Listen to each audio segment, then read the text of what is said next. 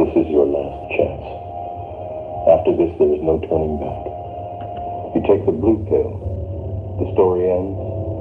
You wake up in your bed and believe whatever you want to believe. You take the red pill, you stay in Wonderland, and I show you how deep the rabbit hole goes.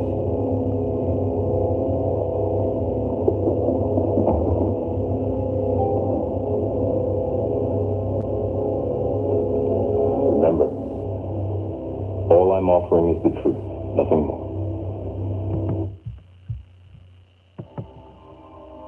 I've watched you, lived with you.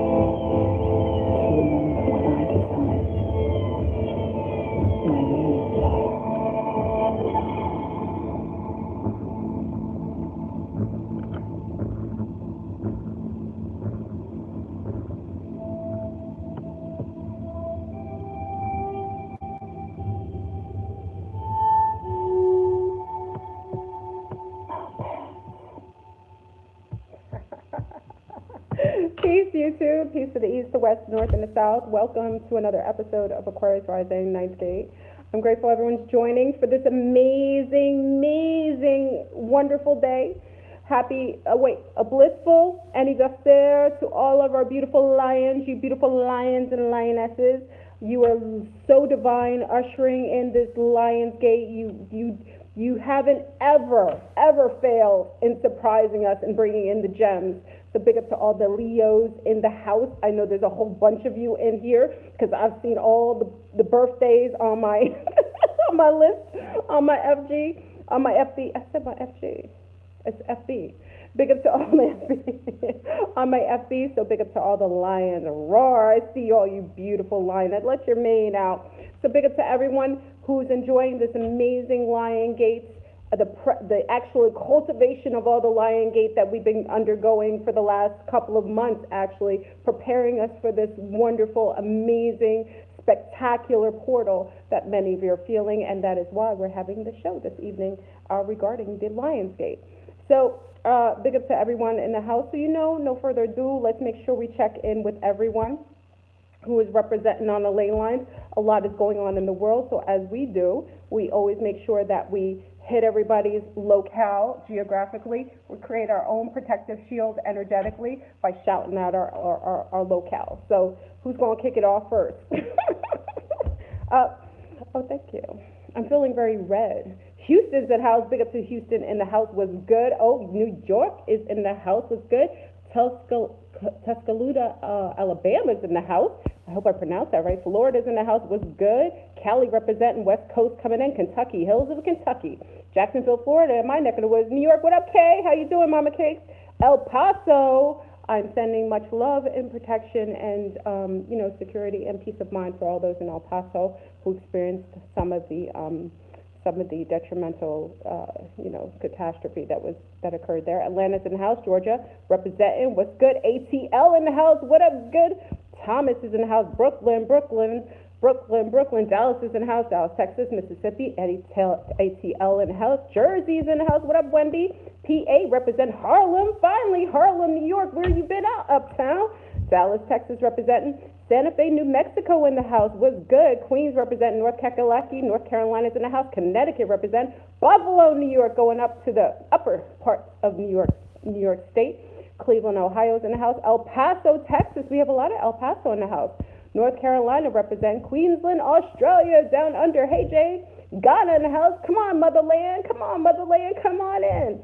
Seattle's in the house. 206 representing. Nova Scotia, Canada. Canada's coming up in the house. What's good? Farmingdale in the house. Hey, how you doing, Guava Berry? ATL represent. Look at this. ATL, you coming in the house. I miss you, ATL. I haven't seen you for a while. Detail, what up, April? Hollister, California. West Coast coming in. Sag, Sun, Leo, Moon, and Memphis. What? Go ahead, Sheila. Representing Jonka's in the house. What's good, Kimberly? San Diego, California. Here we go. West Coast coming in. ATL. What's up, ATL? Y'all feeling the energies coming in? You feeling that Leo energy coming in? You want to come into this portal tonight to enjoy conversation and elevation? North Carolina's in the house. Philly's in the house. Finally, Philly. What up, Rich? Panama City, Florida. That's my neck of the woods. Brooklyn. What up? Couture's in the house. Iowa's in the house with representing Tiffany. What's good? Tampa, Florida, in my neck of the woods. Philippines coming in. Hey, big up to y'all. Big up to Memphis in the house. England representing in Europe. Ontario, Canada. Buffalo, New York. South Carolina. Huntsville, Alabama. Virginia's in the house. Cali. Gainesville, Florida. Orlando in my neck of the woods. Hey, Tamia. St. Lucia. My people coming in. What up, Spiritual Truth Seeker Philippe? Fort Lauderdale in the house, London in the house, 313, Michigan's in the house, Tulsa, Oklahoma's in the house. What's good? Chicago represent. Jersey in the house. Hey, Chicago, what's good? Tampa coming up. Nigeria, another motherland coming to representing. Queens, New York in the house. What up, Queens? Fort Lauderdale, my neck of the woods. Hawaii, a big, I won't say mahalo, which is thank you, but it's a big, hello to Hawaii. Las Vegas in the house, St. Louis in the house. Who else is in it? Flint, Michigan's in the house. DR represent. What up, Dominicano? Orlando, my neck of the woods. I see my Orlandians in the house. What up, Orlando? We got a lot of things going on in Florida in the sky, right? They're trying to evade some information that I'm about to share with you tonight. Central Texas in the house. Kansas City, Missouri in the house. Cali's in the house. South Africa. Hey, Tiffany. Motherland coming in again. Jacksonville, Florida, my neck of the woods. Colorado. Western North Kakalaki's in the house. Tasmania. What up, Hayden? Peace. Atlanta's in the house. Brooklyn. Hey, Bree. Brooklyn. Vero Beach, Florida. In the house. What's up with all you beautiful Floridians and Atlanteans coming in the house? What's going on? Are you feeling the energies? Because it's about to be on and popping next Wednesday, but we're going to go in that in a minute. Western Massachusetts in the house. Aloha, thank you. It wasn't mahalo. Mahalo is thank you. Aloha is hello. Thank you for giving me that reminder. California representing LA in the house. Junkas representing what's good. Deb is in Florida too. San Bernardino. Kelly's in the house. What's good? Is my mic muffled? Can you guys hear me okay? Detroit is in the house. D-Town representing. Colorado in the house. Sarasota representing. Fort Myers in the house. San Diego, Mississippi. What's good? Let's see who else. Orion's Belt is it's about to be on and popping. Brooklyn's in the house. Niagara Falls is in the house. Baton Rouge, Louisiana's in the house. What up, Warrior Empire, representing for New Orleans, which I'm going to be having my conference on the Bayou in a couple months. Representing in the house. What else? Maryland's in the house. Okay, so we got a shout out to most of the ley lines interconnecting with, of course, Europe, of Ireland, Scotland, New Zealand, Denmark, Holland, Amsterdam. You know I know my places. Turkey, Germany, especially in Belgium. We have quite a beautiful family in Belgium. France, Spain, Italy. Am I forgetting Turkey, Greece, Israel, going further into the Middle East, Pakistan, which is on and popping with India right now. They've got smoke screens. They have a whole circus for you, family. So if you watch the news, you will see all of the orchestration of everything that's going to distract you from the very thing Florboon is going to share with you this evening. It is a very small world in a very grandiose, universal spectrum way. Big up to all our family, of course, in Ghana, South Africa, Yemen, Sudan, Tanzania, Kenya, Nigeria, Tanzania, Tanzania. I'm getting all my African Ghana, representing all of our African diaspora, representing the Mother Earth frequency. Welcome to all the beings that are hybrids on here, all you clones, all you empty seaters, because you're about to be X-made from this earth right now. I don't mean to give you bad news, but it's really on and popping right now. So anyway, family, big up to all the galactics, the celestials, the interterrestrials, the elementals, all those who represent for the higher realms of consciousness who support us in a very divine way. Big up to all of you amazing twin flames. We're going to get into twin flames a little bit tonight, but we're getting into the LionsGate, a very pinnacle time right now during a precipice of an event that is actually culminating as we speak. So many of you know that during the LionsGate, it's when we have a perfect alignment, and Leo is heading that alignment. Hey, Jose. Is heading that alignment, and it's when we actually align the planets, the sun. The sun aligns with, actually, I think it's the pyramids of Giza. Okay, it's a pinnacle time when a lot of energies happen. We have a lot of eclipses. During eclipse seasons, we're being prepared energetically. Sirius, thank you. Sirius A is lined up with the sun, and they line up actually perfectly onto the Sphinx and on the pyramids of Giza. Now, during this pinnacle time, we are being prepared genetically, energetically during the eclipse season, which many of you felt the eclipse. Now, we just finished the black moon, which was a super moon in Lilith, which was basically purging and preparing you for this exact moment in time. So when the portals open and appear, you are able to pull, upgrade, to be able to transmute, to be able to convert, basically timelines are collapsing. It allows you to be more permissible for the changes that are needed as we're going through our process of ascension, if you're in alignment with that. And I have some great news this evening. It can be great for some, and like I said, it all depends on your frequency and your alignment. So the other night, family, let's start with this. We've had quite a few occurrences, what I deem to be false flags. Also in Florida, if anyone who was in Florida, I hadn't had a chance to witness it, but Cape Canaveral shot off a rocket ship with a satellite off in space. Now, I knew why they did it. Most people don't. So many people woke up. It was about dawn, like around dawn. Some people saw it before it got really bright with the second and third sun that's in the sky, and were able to witness. You saw it? D-Fly saw it. Some people were able to witness it in the sky. Some were disconcerted. A lot of you contacted many of us who were in the ET UFO community with pictures, amazing pictures and shows of everything. So I thought it was, it's always beautiful to see the rocket go up to nowhere, because they can try as much as they want, but they're going to be unable to do the things that they have been doing and trying to make sure that their own are safe while the rest of the population are left at their, basically just without any information, knowing what's going on. So we had a rocket ship that was going up to set off a satellite. Now, what many of you don't know, this is where I'm going to share a story, and I could not let you know this previously because I don't know what YouTube likes to shut my videos or delete them, so I didn't know what the reaction was going to be. So 2 nights ago, I was up eating cherries. Big up to anyone who ended their fast on Tuesday. Many of us were on high fruit fast, where we were eating cherries and water, just getting prepared. My feet feel better. We were energetically preparing because, as many of you know, and this has now become a phenomenon globally, I was able to get more intel about the issues with feet that were occurring with many people, and we kind of did a little general census ourselves, talking about who was having feet or knee or lower feet or knee issues. And we found out that the majority of people, and it didn't have to do with location work, were having this this type of pain or discomfort. Now let's go energetically. Feet are representation of Pisces. Pisces is represented by the feet. The feet is generally connected to that. Remember, we're ending the age of Pisces, which is belief, which Belai is in the word belief.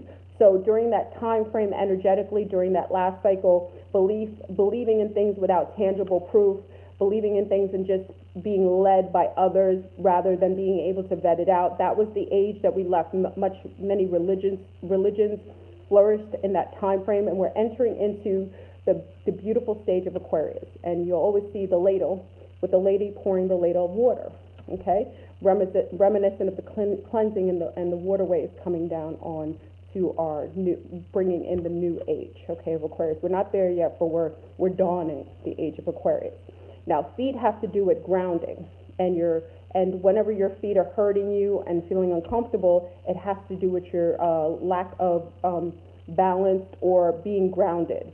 And as we know, the planet has had several earthquakes. We've had more earthquakes in a matter of hours in one day than we've had sometimes in 1 or 2 years. The planet is shaking and shivering. She is actually upgrading to a new level of frequency, and a lot of these permeations of these waves coming in are assisting her, and that's what she does beautifully, to transmute a lot of the diabolical, dark energies that have been plaguing her for over the last century or so. Because of this, many of us are feeling it in our feet. Now, it's all relative, because as above, so below. Even though something will occur to us on a physical level, it's always related to something metaphysical or spiritual, okay? So even though we're feeling that, you will notice that the gravitational pull is changing. And because the gravitational pull is changing, it is creating more the density of our earth is a feeling of almost like you have more weight to you, which is causing the buckling of the knees, the feet to feel uncomfortable. Also, underneath the earth, we have a lot of plasma moving around because we have a lot of the diabolicals. Oh, thank you, Wendy. I appreciate it. Thank you, love. I appreciate the donation. We have a lot of undercurrent of diabolicalness happening with bombing and a lot of energetic sonic waves that are going on underneath the waterways and underneath the ground, releasing caverns of magma from some of these super volcanoes, which we discussed previously. What does this all have to do with the LionsGate? It's all relative. There isn't anything that's new on this earth. And though they may fight and scatter and skimmer, there isn't anything they will do. They are trying to evade their very karma, which isn't anything they can evade. They can slow down the process, but all it will happen is when it comes for them, it will come stronger and more tragic to those who have done a lot of the dastardly deeds on this planet, a lot of the plague parasites and vampires that are here who have done a lot of dirt. Okay, so we have a lot of this going on. Now with the LionsGate, these energies, all they do is help to transmute, but also the beauty of the LionsGate. Now this is where the coup de grace, and then I'm going to give you what happened with the intel I got. This is why I couldn't come to you earlier. I wanted to do the video earlier, but I wanted to do it all in Aquarius Rising so that maybe they wouldn't mess with the video. So we're on some sort of amazing drawing of the lines. Now during the black moon, I only say black, you know I don't like to use that term because B is a 13 and lack is always cut, but just for no better term, and you understand what I'm saying, the black new moon and super moon and Lilith allowed for the quarantine to occur previous to that. We talked about the quarantine where many of us who are of the light and those who are of a different tier are being they're being segregated or you're being quarantined for protection. Why that finally I figured out why that was also occurring is because there was a drawing of energetic lines that were being set because of this LionsGate portal that was going to open up and allow for the karmic debt and karmic karmic debt is not always negative. Karmic debt is the things you've done. So whatever you do is your karma, okay? So karma, if you give flowers to an elderly person, that is, and sometimes you get that back with maybe you're sitting down and someone brings you a cup of coffee. That's karma, okay? So what you do is your karma. It doesn't matter how you judge it, black or white, gray or green, it's still karma, okay? So now we have the drawing of the lines in the sand. Those who are working in the realms of being cohesive with the energies of the planet, being able to permeate past the cap, which are now going into the higher layers of the frequencies that Mother Earth is ascending into.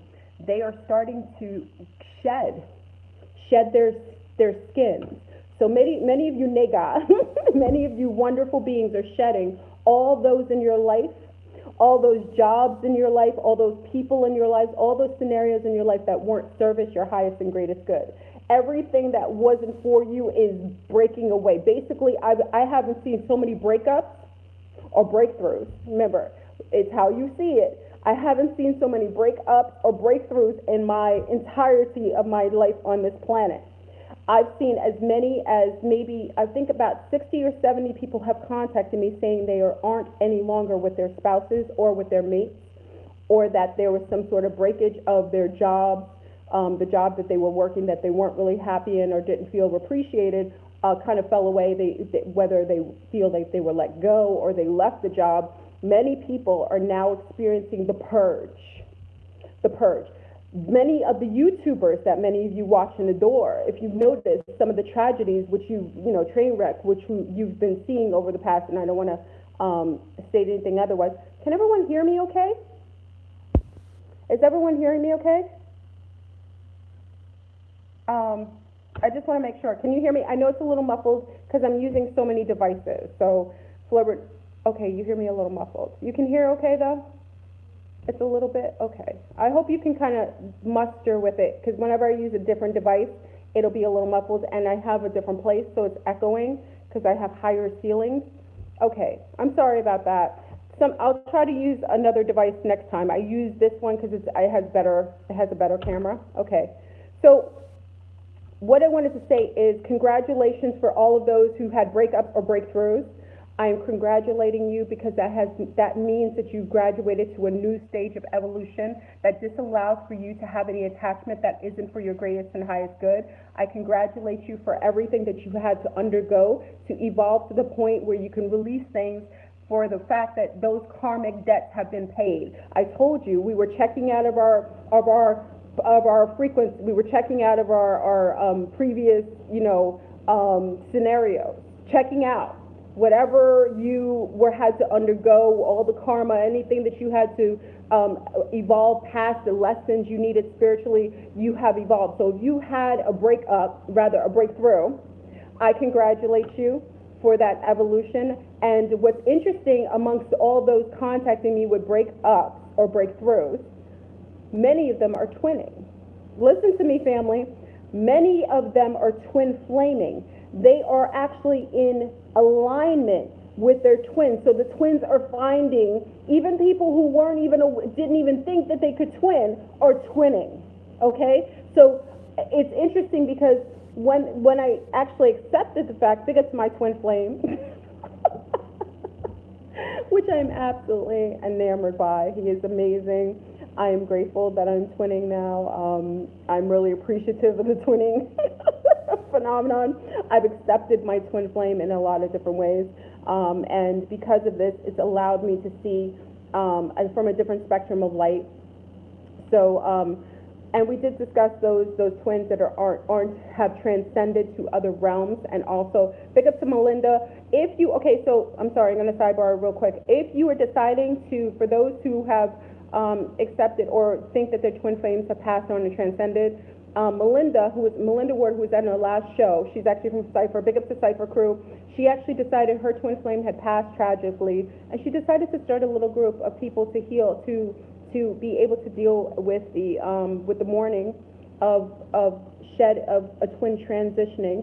and not being an earth plane, but being able to reconnect with them etherically and spiritually on the other side. So if you decided to do that, just contact me through my email and I'll forward you to Melinda. She's such a sweetheart. And I think it'd be nice and healing for many of you to sit down together and basically, interact with one another and kind of talk through the beautiful, the connections to your twin on the other side. So it's amazing. Edna was saying that as well. So many people are twinning, so big up to the twin flames in the house. And I think for a long time I think I've told you before, I personally thought twin flame was a sham. I thought it was a psyop, and it is. To a certain level, there's psyop versions of the twin flame phenomenon that is being shared outside of these legitimate networks of twinning. So they psyoped it. That's why I always felt like, I don't want to talk about twin flames. Like, is this realistic? I always felt that I had my twin, and when I met him, I knew it was something different. Let's just say that I knew it was something different. And in the subconscious, I knew it was my twin. But at the time, I wasn't ready. We talked about that. We talked about that. You watched my journey of evolution, being able to accept my twin. It was very difficult for me. And even still, I have moments and bouts of doubt about the whole phenomenon and what it really means. But let's go past that. So let's go. So listen to this.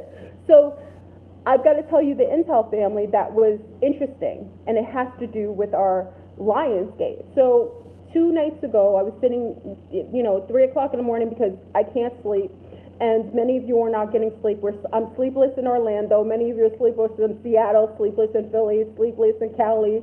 Many of us stay up late because you're calling me at like 3 o'clock in the morning. I'm up, I'm eating cherries, I'm unable to go to sleep, but I'm not tired. And I got a really amazing text from my homie. Now, many of you know Thomas, has known me for a long time. Thomas is from Norway. He's from the lineage of what you consider to be draconian and of the Queen's bloodline. Okay, so we talked about that. Thomas I've known for a long time, and it's one of, actually, Thomas and I are really, really close. So Thomas calls me like 3 o'clock in the morning. Thomas doesn't do this. And Thomas says, "Are you okay?" "Yeah, I'm okay. What's up?" "You don't call me at 3 o'clock in the morning." He said, I know that you're always talking, because Thomas is not one to basically, Thomas the Viking, yes. Many of you know him, because if you know me for a while, you know Thomas. Big up to Thomas. Thomas was supposed to come on tonight, but he had to work late out of town. So I was going to actually go to his office and do the live from there, but he's out of town. He's on his way back. So he called me 3 o'clock in the morning, and he sounded worried. And Thomas generally is very light, very spirited, and very, he's very grounded. And I said, "Thomas, what's going on?" He said, "I was worried about you." I said, "What are you worried about?" He was like, "I saw you in the ether, and you were concerned for humanity." Now listen, if you hear Thomas say this, it's crazy, because Thomas is not that type of person. He's friends with, obviously, I discussed before, he's friends with maybe I shouldn't say that out loud. Well, one of his best friends is someone who you guys, many of his books have been sold everywhere. I probably mentioned it before, I won't mention it again. Eckhart Tolle, okay? Eckhart Tolle is one of his good friends. So for him to say this to me was a little disconcerting. I said, "What are you worried about?" He's like, "In the ether, you were concerned for humanity. You felt like people, you looked worried." And I said, "Well, why would I be worried?" And he said, "Because of what's going to happen next Wednesday." So in my mind of minds, I was like, what are you talking about? What are you saying? He was like, "Well, the alignment's coming. It's only 40,000 years that this happens." And Thomas is very well vetted. He isn't us in the realm of like, we'll discuss all the energies. He just knows things. It doesn't really faze him. He accepts it. But this is something that was odd for Thomas to call me at 3 o'clock in the morning and to disclose. So he said, and I'm going to do a video specifically on this, but I just want to give you the meat and potatoes. Hold on. Let me give you the actual, hold on. Before I go on, let me give you the actual share. Hold on. Because this way you can vet it out while we're online. So he was talking about Zoroastrianism. Zoroastrianism. Now spell it. It's Z as in zebra, Zoroastrianism. I'll spell it again. Zoroastrianism. It's Zoroastrianism. TRIANISM. Okay, so you guys can kind of vet it out while we're talking right now. Oh, big up to thank you for everyone putting likes in the video. I told you because YouTube actually contacted me and said I was actually, yes, thank you for putting it in there, Moon. Thank you for putting likes on the video because YouTube felt like my content was fine to keep on YouTube. I don't know why I don't know if they were surveying everyone, but for some reason my channel is the number. I have the least amount of subscribers to compared to a lot of other people talking about Intel, and for some reason they were monitoring my site. So big up to YouTube for noticing that my videos are being quite appreciated, and thank you for everyone who puts a like when you come in here. I really appreciate it. When you do share and like the video, I appreciate it. You don't have to share it because really I like our family being as close knit as it is, so I never really encourage sharing. I'm probably one of the only channels who does it because it's not about the share. It's about if you come in this collective family, I feel like you're in the vibration. I think there isn't everybody who matches. So I love our close knit family, and I really appreciate the support that you give me. So okay, so yes. Sid's on it.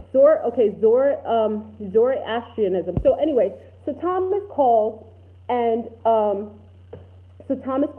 says, he was talking about the Zoroastrians. There's only very few at this point. It predated even Sumerian tablets. This is one of the oldest forms of what you consider to be, they're not really religious, but a belief system, a spirituality that pre-existed even Muslims and Jews and many of the other groups. It's very interesting. If you want to go on a rabbit hole, you follow them, okay? Because they're very interesting, even their patterns of behavior. But one of the things that was very interesting with them is they had predicted an event of events that will basically cause a domino effect, okay? So mind you, Thomas is calling me at 3 o'clock in the morning. This is a Norwegian who is very practical and grounded. He is one of the major financial specialists within our, in our region. Okay, so it isn't somebody who's so quick to hit on things, but he is friends with many of the, quote unquote spiritualists who are done, very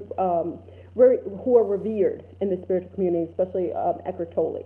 And if you remember Eckhart Tolle, for many of you back in the days, that was the ushering in of, of the new earth. You know what I mean? The concept of new earth, living in the now, living in the present, yada, yada, okay? So he says to me, I'm worried. And I said, what are you worried about? He said, well, we have an alignment that hasn't happened for 40,000 years, that the Zoroastrians have said that next Wednesday, that this is going to happen. Now, during this occurrence, the timelines will just collide, just automatically, and go into one straight line. I said, what are you talking about? So he gives me a diagram. Now, mind you, as far as quantum physics and quantum, the realm of discussions of quantum and supreme mathematics and sacred geometry, I'm pretty sound to a certain degree. What Thomas showed me, it kind of put a little angst in me. I will say this, family. It was probably the first time in a very long time, other than me having the event, going through the rainbow event, where I felt that angst. And when I say angst, I won't say fear, but an angst. What he showed me is the basic convergence that I talk about with the twin flames. So I don't talk about Thomas with the twin flames. I don't have discussions with Thomas like that. We have very practical discussions. We've been friends for a long time, and I really respect him, and certain things aren't discussed with him. But what I found was interesting is everything that we've been discussing, everything that has been coming up in the frame of consciousness that I've been sharing, had basically been discussed by these beings and these entities, and had been prophesized into a culmination and a convergence. This convergence will take, remember, we're talking about the convergence of timelines. We always talk about timelines. We know that we're in a particular time where all timelines are converging. Basically, time is collapsing on each other, going back into singularity, into 0 point. If you accept that is occurring, you would feel it. Now, we talked about the connection to the Mandela effect. At first, we didn't know what that phenomenon was about. We thought it was just remnants of other timelines that maybe we're becoming aware of due to HAARP. We finally became a little more sound and realized that the timelines were collapsing. And every time we were noting a change, it was that another timeline collapsed on top of the present time that you had, allowing residue to kind of bleed over into your perception of reality. Once that happened, then we realized that the timelines and the layering and the multiverse actually exist, okay? So what if I told you during the convergence, which I talked about with, dark crystal and everything like that, I noticed that the twinning was happening at a higher rate and a faster rate, and I disclosed on previous, I think 2 or 3 videos again, that once the convergence was, we were on the precipice on it, almost like at the heels of the convergence, the actual collapse of the timelines, that's when the twin flames would start coming about. Quick, twin flames finding each other. Breakups left and right, breakups. It's not breakups, it's breakthroughs. You won't be allowed to be with a mate that is not in that level of the convergence. Convergence is overlapping of timelines, which is basically the collapsing. We had to go through that layering effect, those frames. So I know I'm going a little faster than I should. What Tom has explained to me is when we are experiencing time as it exists and choices, and we actually permeate into other timelines. We make choices. So each choice we make, every part of our life has a frame that is a picture. In that picture, it's a part of your life. So as a baby, you have a frame, and when you have your first birthday, there's frames and frames of people, and each frame has a residue of a frequency in the timeline. When you start to make free will choices around the time of 9 and 10, you start to splinter into permeations into other versions of possibilities in different timelines. So you are taking another frame, but you're taking frames that are extending a little further out and downward in your different choices. But not only will it go right, it will go left. So a choice that you would make, maybe you decided to go bike riding that day as opposed to staying in and doing drawing, but in one timeline you stayed in and did drawing, and then your friends came over and you ate cake or made cake in the kitchen. One timeline you decided to go bike riding, but someone got in an accident and one of your friends hurt their knee, and they had to wear a cast for 10 weeks. So the frames end up going into permeations and in alternate realities in different timelines, splintering. Those are frames. And we have many, many frames. You have more frames during the time from 9 to about 20-something. Then as you get a little older, your frames start to become a little less concentrated and scattered, less choices, and it becomes more purposeful choices but less frames as you get closer to getting a little older. So because you become more self-aware, you know more, so your choices become more solidified and more limited, so to speak. What if I told you that during the convergence, which I personally think is sooner than I anticipated, that Thomas is explaining to me, according to the theory of these Zoroastrians, and them lining up with many of the older books. Some of the Sumerian tablets actually go along with this date, on the 14th of August, that there would be a celestial event that collapses the timelines almost simultaneously. And when it collapses those frames, the frames won't be able to go into splinters of other timelines due to free will choices. They will just line up in one line. All 13 million billion lines of just a straight timeline, based on your frequency that you are holding now. So if you are holding a frequency that is reminiscent of chaos and abuse and cruelty, you will be in the straight line of those who are in alignment with that, in the straight line. And normally, when we have free will choices, we can kind of splinter based on changing our frequency and having different variations of choices that can change or go back. But according to them, you won't be able to do that. It will be disallowed because it will be a collapse. So you will stay in that frequency for about 12 to 13 to maybe more years, even if the universe pushes reset. It's a very complex but very interesting concept that actually has some validity. So I'm going to explain that Thomas is better at explaining this to me, explaining this than I. But what made it very rational is when I looked at my calendar, because I said, Thomas, if this is the case, and the Zoroastrians, I've never heard of them, but let me look up the Zoroastrians. Let me just look them up. So I look at the Zoroastrians, and I look at their theory and what's going on, but I thought to myself, oh my gosh, in my calendar, family, I had in my calendar that an event was to occur on that date. I don't remember ever putting that in my calendar. I hadn't ever even paid attention to the concept of that particular date. So where in my calendar had I put that an event was going to happen? Why would I have that in my calendar? So I noticed that what he was stating was a celestial occurrence that happens every 40,000 or so years, but it's always exact to that time frame. And on that time, the collapse would mean just sticking to a particular frequency of choice. Now, if I wasn't rational, and if I didn't really vet things out, I would say to myself, that's insane. How could that happen? How could our free will be totally sidebarred? How could that happen that a collapse would cause just you staying in one fixed place? That couldn't happen. But I started to look at all of the occurrences over the last 6 months.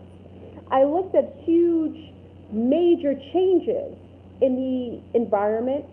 I also looked at the actual different false flags that are being back to back to back. Why are they doing that? Why are we having so many mass shootings before on the precipice of supposedly is a made-up word, I don't make this up, I made that word up, supposedly, when some big occurrence, like a phenomenal galactic occurrence that collapses timelines all at once. Why would we see that happening? Why also am I, who made the video about the dark crystal, talking about the convergence and the twin flames showing up right before the convergence, why all of a sudden all these breakups, these major breakups, I'm talking about couples that you've seen together for a full amount of time, couples that you've seen together for years, break up. They could not be together at this particular time. I'm looking at all of these different scenarios that are fitting in this amazing prophesized occurrence that I have marked in my calendar, and I have no idea where it came from, and I had a friend who's very vetted and speaks to people in a cult that I don't have any contact with. So this is interesting, family, because according to the Zoroastrians, and according to many of the different books, there is a huge celestial event that will occur next Wednesday. And because of this celestial event, they are preparing to change your frequency and to bring you into chaotic mind state to hold you in that straight line of chaos. I've never seen so much negativity ever, totally at one time. So why would they be doing this? Why is there such a push to do it back to back to back to put people in fear? Even on the black new moon of Lilith, on that day, I noticed, because I stayed out of it, I noticed even on the black new moon, I watched people online bashing each other, cutting each other's neck, cursing each other, the more beefs online than I've seen in a long time. So it made me give validity that usually when something is about to occur, that could be a phenomenon that could be amazing and depends on your frequency, that they will create smoke screens and distractions to disallow from you to bringing in the amazing gems necessary to hold you fixed in a positive, higher way. Yes, big up to Offset. I spoke to Offset. I let her know previous to this. And what was interesting, because I saw Offset's video after Thomas had contacted me, and I just basically, big up to Offset, I watched her video after I spoke to Thomas, and Offset was the only, her and Aluna, the two A's, the two A's, they were on point. This is how you know we're in the same frequency, because I said to Luna, I said to Offset, Why are you in the same frequency? We hadn't talked. I hadn't watched anything of hers, but everything that she was in alignment, that's what I'm saying. When you're in the frequency, when you're in the wave, it's just everyone gets the intel from that frequency. So we're all getting the intel from different waves. So when I said to her, listen, I was telling her what happened with Thomas. I said, I'm going to talk about so and so. But then I watched her video. I was like, yo, she was so on point. I was like, this means we're in the same. So that gives more validity to what Thomas said. See, I don't just follow the word of one. I follow the alignment because I'm in alignment with the universe. I'm led in a way that's more intrinsically innate with me.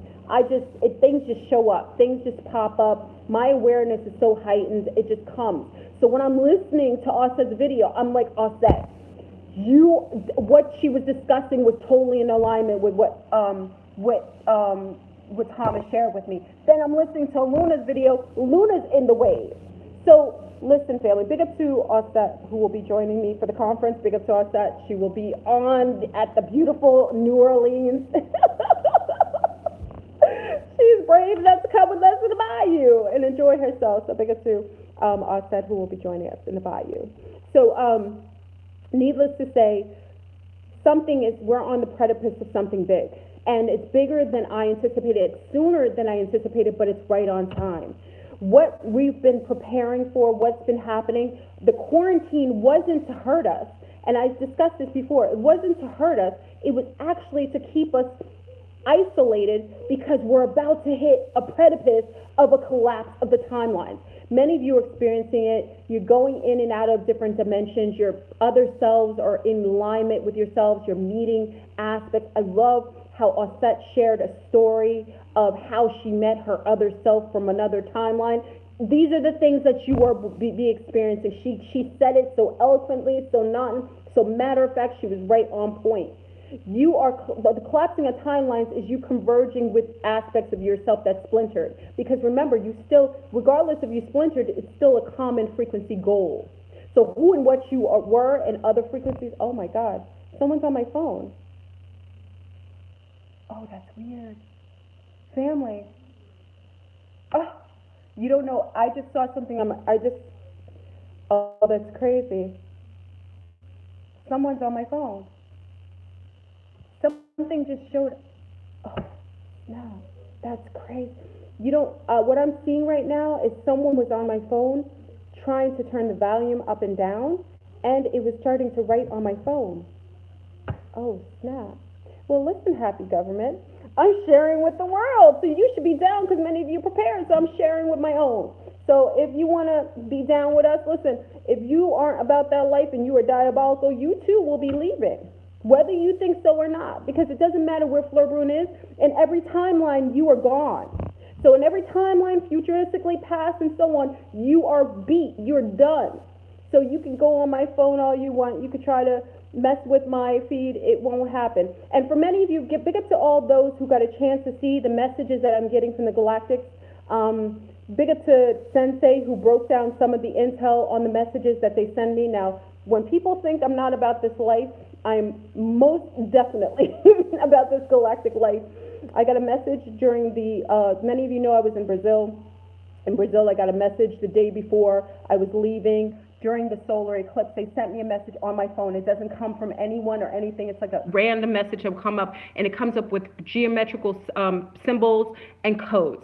Now, Sensei decoded some of it, and I'll share that on another video. Big up to Sensei. Literally, they're giving me coordinates and time frames and things that are going on regarding some of the celestial groups, especially the matriarchal line. Look, they're doing it again. They're on my phone. They're putting the volume up on the phone. I'm not touching it. You guys can see I'm not touching the phone. Maybe it isn't a bad thing. Maybe it's the celestials. Big up to the celestials. Maybe it isn't a negative thing. Maybe it's the celestials. That's crazy. Oh, good Lord. I'm not touching the phone. Many of you see I'm not touching the phone. Let me take some hydrogen water. Big up to the celestials who are turning up the volume on this because maybe it was relative. Well, remember, I'm down with the Andromedans, and this message is being sponsored by them. And believe me, they will be in the Bayou during the conference on October the 31st to November the 3rd. So big up to the Andromedans who will be joining us in the Bayou. Because remember, that's Marie Laveau's neighborhood. So it's not muffled anymore. So big up to those. I guess they fixed my feed. Thank you. I thought it was diabolical, but they're helping me. Okay. So anyway, family. So next week there is a celestial event that supersedes anything that I thought could happen this soon. I don't know how it will pan out. This is the thing about it. It's kind of like up in the air. These are things that have occurred in previous times. Many of us are not even from the solar system or weren't here during the last cataclysm, or what you consider to be the last shift. Some of you were. Some of you have memories of that time. Some of you are Atlanteans from that particular time. So you do have some memories. It depends on the frame of consciousness you were at that time and how it affected you. So basically, when Thomas is breaking it down, now Thomas is phenomenal at doing this when he broke it down, and that's why I said I wanted him to do it to you. It's basically all of the different frames that we normally have in free will choices collapsing into one line based on your frequency. So this is why you're seeing all mass shootings. This is why they're putting fear about food. This is why they're showing you sad things on the news. They're trying to change your frequency so that you go in that one line of chaos and calamity. You have to stay in alignment with the higher frequencies of enlightenment. You have to, not to the detriment of yourself, not fake or non-integrity ridden. It isn't saying that, but you're going to have to stick in that because there were people who were concerned and hearing this. Now, if me hearing this is causing mon Dieu, qu'est-ce que c'est? My mind just went in French. That's never happened. This is very interesting. Somebody wants me to talk in French. Is somebody in here asking me to talk in French telepathically? This is discontent. Somebody on here wants me to talk French because that hasn't happened. Someone told me in my mind to speak French. Who's on here is francophonic? Vous parlez français aussi? Qu'est-ce qu'il y a? Let me see. Somebody on here, I don't know who it was, but my mind just went into French and I don't know who it is. Someone went into my mind in French and video sped up. Okay. Moi? Fitness? Die? It's you? Okay, it's very interesting. Okay. I went fast forward. Is it you?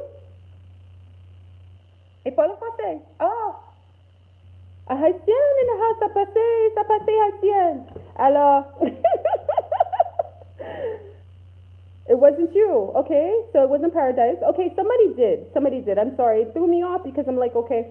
So remember, Florburn does not. I am zero challenge. I zero.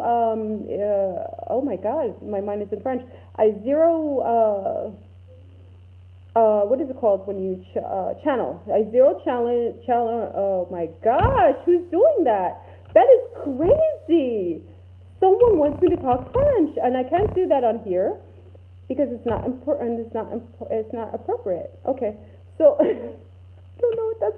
It doesn't happen. That doesn't happen unless I'm around people who are speaking French around me. Okay. I zero channel. That isn't something I do. So what's interesting about being telepathically given messages, it's more legitimate because I'm not pulling in frequencies. It would only be beings that are in alignment or in my very DNA. It would only come from people, beings or celestials that actually have my DNA inside of them to be able to telepathically speak to me. So that's why it isn't, I have zero concerns about others infiltrating me because I'm not sitting down daily asking for beings to just channel through me. I only allow anything to interact with me that would be of the same gene pool. Okay, so there isn't any infiltration in Fleurbroom. That's one thing I say. There isn't any pulling in, beings from all kinds of spaceships. That's a violation in my realm, and I disallow beings from utilizing me for that reason. The only beings that talk through me or give me intel are my own ancestors. And those are the ones I know, and that's a part of me, and they are me in the past, and they are aspects of me in the future. Okay? You said Marie Laveau is contacting me. Well, remember the mother Andromedan, that is Marie Laveau, and she was also Tituba, and she was also many of your most profound, most amazing women. She never passed. She's still existing, and she still lives. And Anyway, we can go on that anyway. So, okay, I one sidebar. Okay, so next week's event, according to Thomas and the Zoroastrians and a couple of the others. Now, listen, family. Again, I vetted this out only by looking at everything that's happening around. I like to do that to give me an idea of things are real or are they just puffs of smoke. Okay, this is something that can be vetted out based on everything lining up with this. Twin flames are coming together. I know couples that have been together many years, they aren't any longer together. Just out of the blue, bam, gone. Just totally out. And now a twin flame is already inserting themselves in their lives. It is, let me state this, there isn't anything or anyone who can keep you from your twin flame. Let me state that again. There isn't anything or anyone that can keep you at this particular point on this planet during this process of convergence that can disallow you from twinning. So if those who are thinking that others can diverge them from doing that or do something to create havoc with their twin, it is impossible at this point. All twins who are in alignment to twin will twin.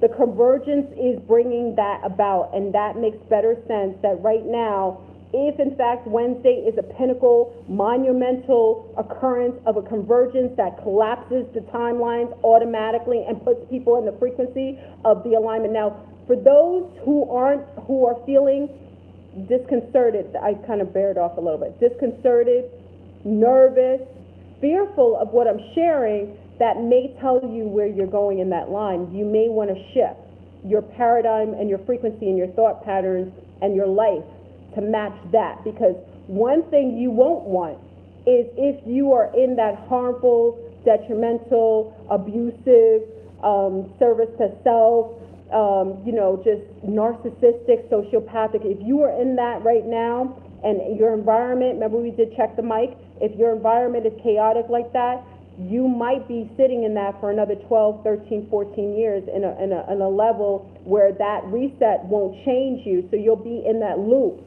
of that same, and this is where I love that offset. This is why I say, oh my God, Thomas called me 2 nights before, then I turn on, Offset has a video. I didn't even know what she was discussing.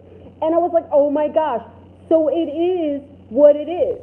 I haven't had that kind of revelation. And then I'm turning on Aluna's video. She's talking about the frequency of the twin flames. I'm just like, the 2 A's, listen, it's going to be the FAA for the conference. not the aerodynamic FAA. It's going to be the real FAA. Fleur Brune, Offset, and Aluna. I'm telling you, because I haven't ever had that type of alignment with intel that is so in frequency that it doesn't matter where it comes from. When I turn my head, another person had it from a whole different angle. I was like, oh my God, she didn't talk to Thomas. We didn't talk about that. She didn't know that. Okay, and then the other way, it was like, oh, Aluna's out there. We don't even hang out. We're not hanging out. Where is it coming? Because there is a universal truth. When you're in the same frequency, when we're tuned in, and when we're in that same frequency, we're all getting the information. That's why information can't be bought and sold. When you're in the frequency, you're all getting the intel. There isn't anything that could ever be held from you when you're matching. So, for those who always feel like, oh, I don't feel like I have any, you do. You do. When you reach that pinnacle point, when you reach a certain frequency, you will always have the intel. Always. It will come in the way that most you can understand, you can kind of digest. So it's amazing. So big up to Offset all day, Brooklyn in the house. Big up to Aluna, beautiful, magical, very elemental being. Amazing young ladies, really showing up with masterful intel, touching all different ley lines. We all have a very different representation as far as the way we show up in the world, but so very beautiful along the matriarchal line. It just shows that the matriarchy is showing up so masterfully, and she is actually strategically setting up in many different tiers. So big up to the two stars. So it's on and popping next Wednesday. According to Thomas, call me at 3 o'clock in the morning, eat my cherries. I got cherries right now, family. For all the people who like to see me eat, I got my cherries for the rest of the show.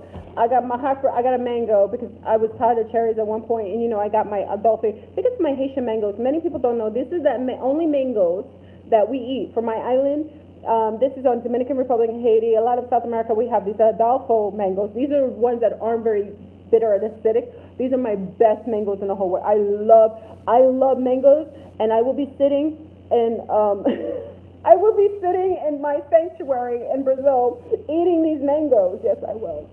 Naked and unafraid.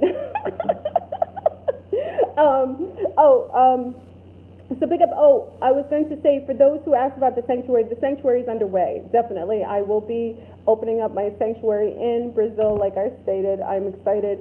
My little ones also said they want to kick off because this is a sidebar to the energies, but it's also an alignment. My little ones, who are really big humanitarians, are so loving with animals. A lot of the dogs were strays or just free in Brazil. It really bothered them. And we had seen a dog get hit by a car, and it really hurt my baby souls. So I decided with Sanctuary, we are going to dedicate part of the property. Listen, I'm going to cry because they wanted this. My babies, this is for you to hear, because they said they wanted me to share with the audience.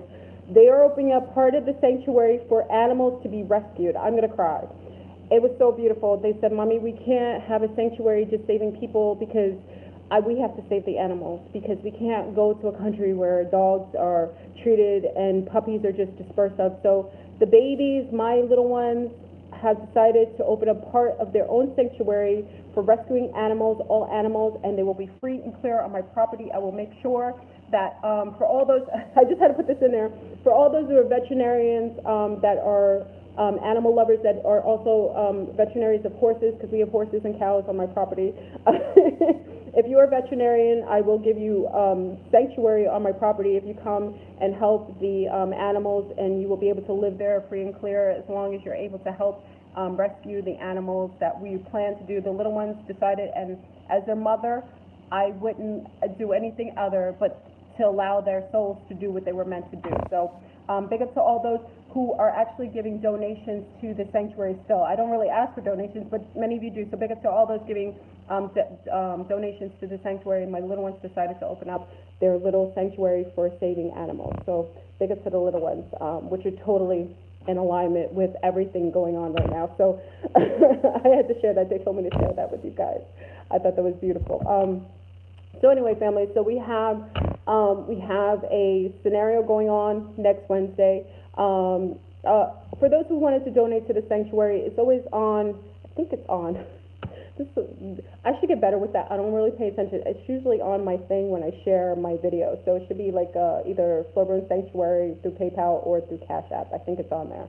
So I usually share it not knowing.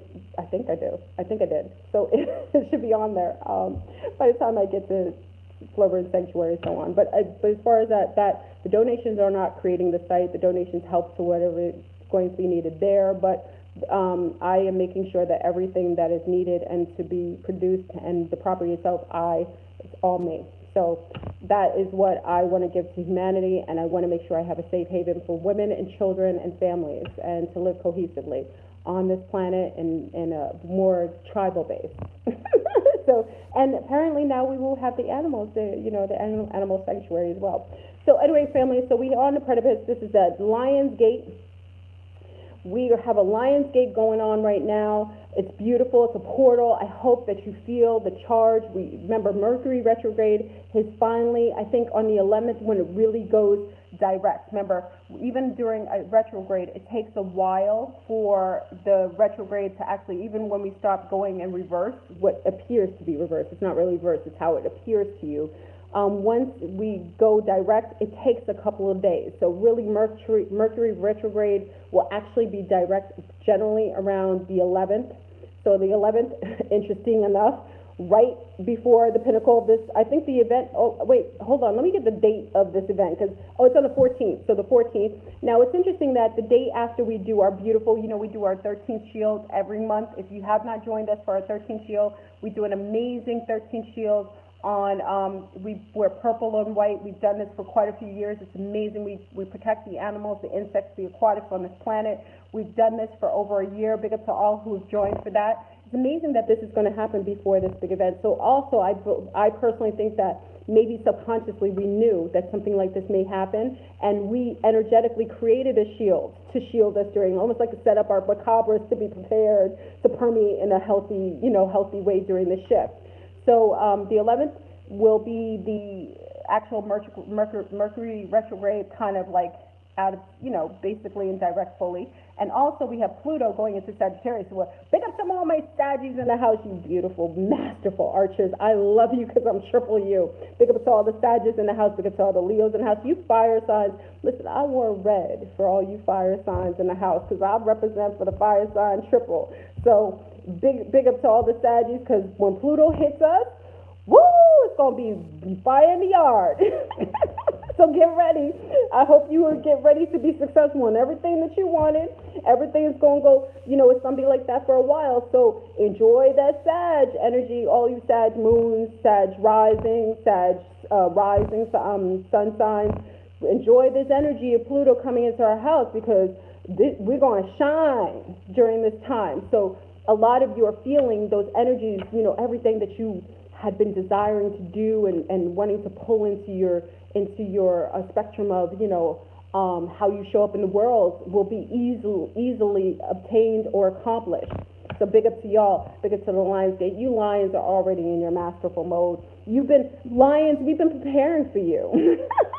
This is how Leos show up. We've been preparing for the Leos, so big up to you Leos. We've been preparing just to be down with y'all. So big up to the Leos in the house. So anyway, family, I don't want to talk to you too much. I want to kind of get to phone calls. Many of you are going to share your stories. Wow. Why the callers? You normally have calls. Okay, so let's put the number in there, because normally I have it. Why do I only have 3 callers? Nobody's calling into Blog Talk? Hold on. This is a hydrogen water everybody was asking me about. That's really good. My ankles and my feet feel amazing. But it has to do with the fasting, too.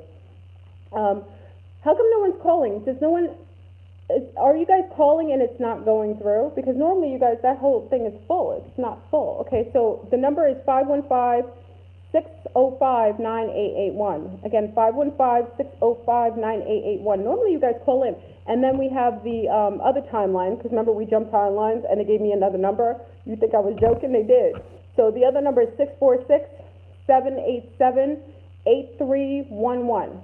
So remember, this is your share time. You have me. There's 48 minutes left in the live queue.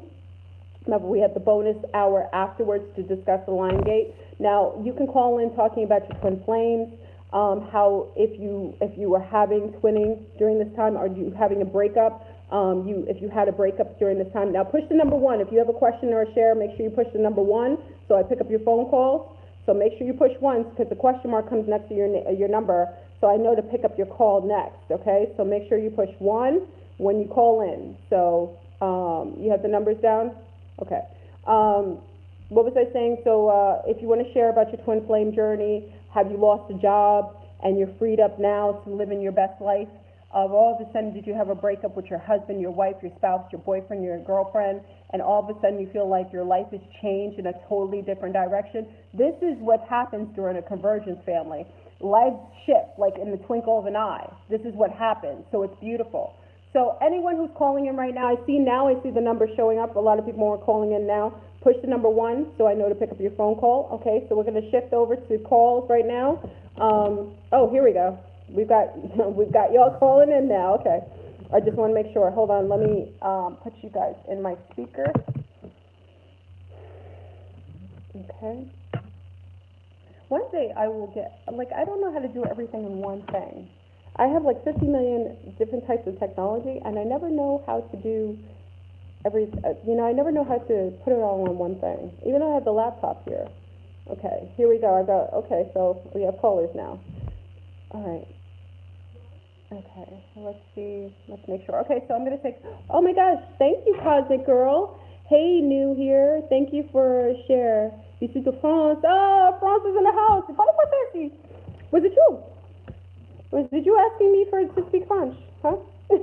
My beautiful francophonic famille. I love it. Mind you, family, you know, French was my first language. Remember, my family is originally from Martinique and Marseille and Saint Lucia, so it's all the same kin, you know, who migrated out of South America as well. So it's very interesting because I don't get a chance to see my French people unless I go sometimes abroad or I'm closer to Canada. But it's so nice to see your. So when you do speak French, I'm just being polite as to keep the language in English. You know, because sometimes, you know, my mother used to say it's very rude to speak another language and others in front of others who don't speak the same tongue. But it's beautiful when I see my native tongue in the group. So thank you for coming in, kicking it with the family. Okay, so we're going to go into our first call. The first caller is 518-0692. You're in the house with Lorbrun. If I can get you in there. Please, Samuel. Hey, sister, wait, you're not in my speak. Hold on, let me get you. Okay, now I have you in. Hi, sister. Okay. Peace, it's Aisha. Hey, Aisha. I have one quick thing to say. Yes. It's not about my twin flame or anything. It's more so about timelines and stuff. Yes. I'm sure you heard about that girl who was sentenced to life for killing someone who raped her or something. Yes, she was a sex worker. She was a sex worker. Yes. Yes. I don't pay attention to anything like that, but a few months ago I heard about how she was a teenager when that happened and they sentenced her to life. And recently, like within the past few days, they released her. And I know you follow that Fruits and Roots guy on Instagram. Yes. And he posted that she's now 31 when they released her. And I swear on everything, when I heard about this story, she was like 16 or 17 when they locked her up. And I thought she was still a teenager when they're now releasing her. No. Apparently, in this timeline, she's been locked up for 15 years. My friends were like, yeah, she has been in jail. What are you talking about? And I was like, no, like this is very new to me. I did not know about any of this. Wow. Well, I just heard about it. I wanted to know. Oh no, go ahead, please. Go ahead. Well, I'm just. You go ahead. I just got privy to it when you guys shared it on Cypher because I didn't really know about it previous to that. Interesting enough, it's not interesting. Many of the sentences of those females that were under the patriarchal system that were unjustly serving time will be released. She won't be the only one. Now, you probably jumped timelines, yes. If you notice that you thought she was just arrested, but the one that you're noticing now is one 15 years later that's being released, that's a timeline jump. That's a jump. Oh, you gave me chills when you said that. Fact. That's the Mandela effect. That's like for those who thought. Yeah, that's like the Mandela effect when most people thought that Mandela was released out of prison, and then others thought he was still in jail and died in there. So that's the same. That's the same ideology. Mm-hmm. Yeah. So you actually experienced what we consider to be a timeline shift. You know, basically another convergence of a timeline. Basically bled on top of yours, and you have a different remembrance of reality that wasn't, from your previous timeline. I find that extremely fascinating because even when we did the timeline jumps, I didn't notice anything crazy different. Like, I noticed buildings had disappeared or new businesses were up. I noticed like changes in behavior, but nothing as massive as this. And I'm seeing in the comments, many people also thought that she was still young when she was getting released. I don't really have anything else to say. I just wanted to share that was good share. Hear what everybody else was thinking. Absolutely. Thank you. But that's a great share. Thank you for doing what you do. Thank you, C-Star. Big up to Cypher in the house. Always representing.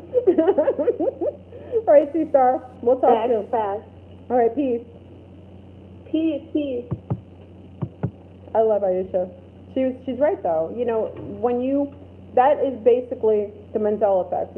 Sometimes some of us, when we noted the Mandela effect, is like little spellings are different. When I came back from Brazil, I had whole places that were shifted. I mean, literally, when I went into Whole Foods that I normally went into the month prior, in my other health food stores, all stores were overhauled, and also every place was shifted, and also new people were hired. People were not in my old Starbucks. Yes, I returned to Starbucks when I came back. Many of you knew that. People in my old Starbucks weren't there anymore. There was a young lady that was very close to, Amanda. She wasn't in Starbucks anymore. So there are timeline shifts. I've just accepted it. But when you're heightened in self-awareness, you just see it and keep it moving. Because really, it's just a bleeding over of another timeline that is permeated into yours. And the more heightened in awareness is, the more these bleed overs can happen easier. When you resist them or you start questioning them, then you get a little bit of the residue of, you get a little bit of strife. It's best to allow it to happen. You aren't insane. There isn't anything with your brain. Basically, it is just part of the process of the convergence. We are converging timelines right now. This is part of the pole shift. The pre-pole shift is the convergence of timelines. And it's just happening a little quicker and easier. And we knew something was going to happen in September. I just wasn't aware something could happen in August, this close.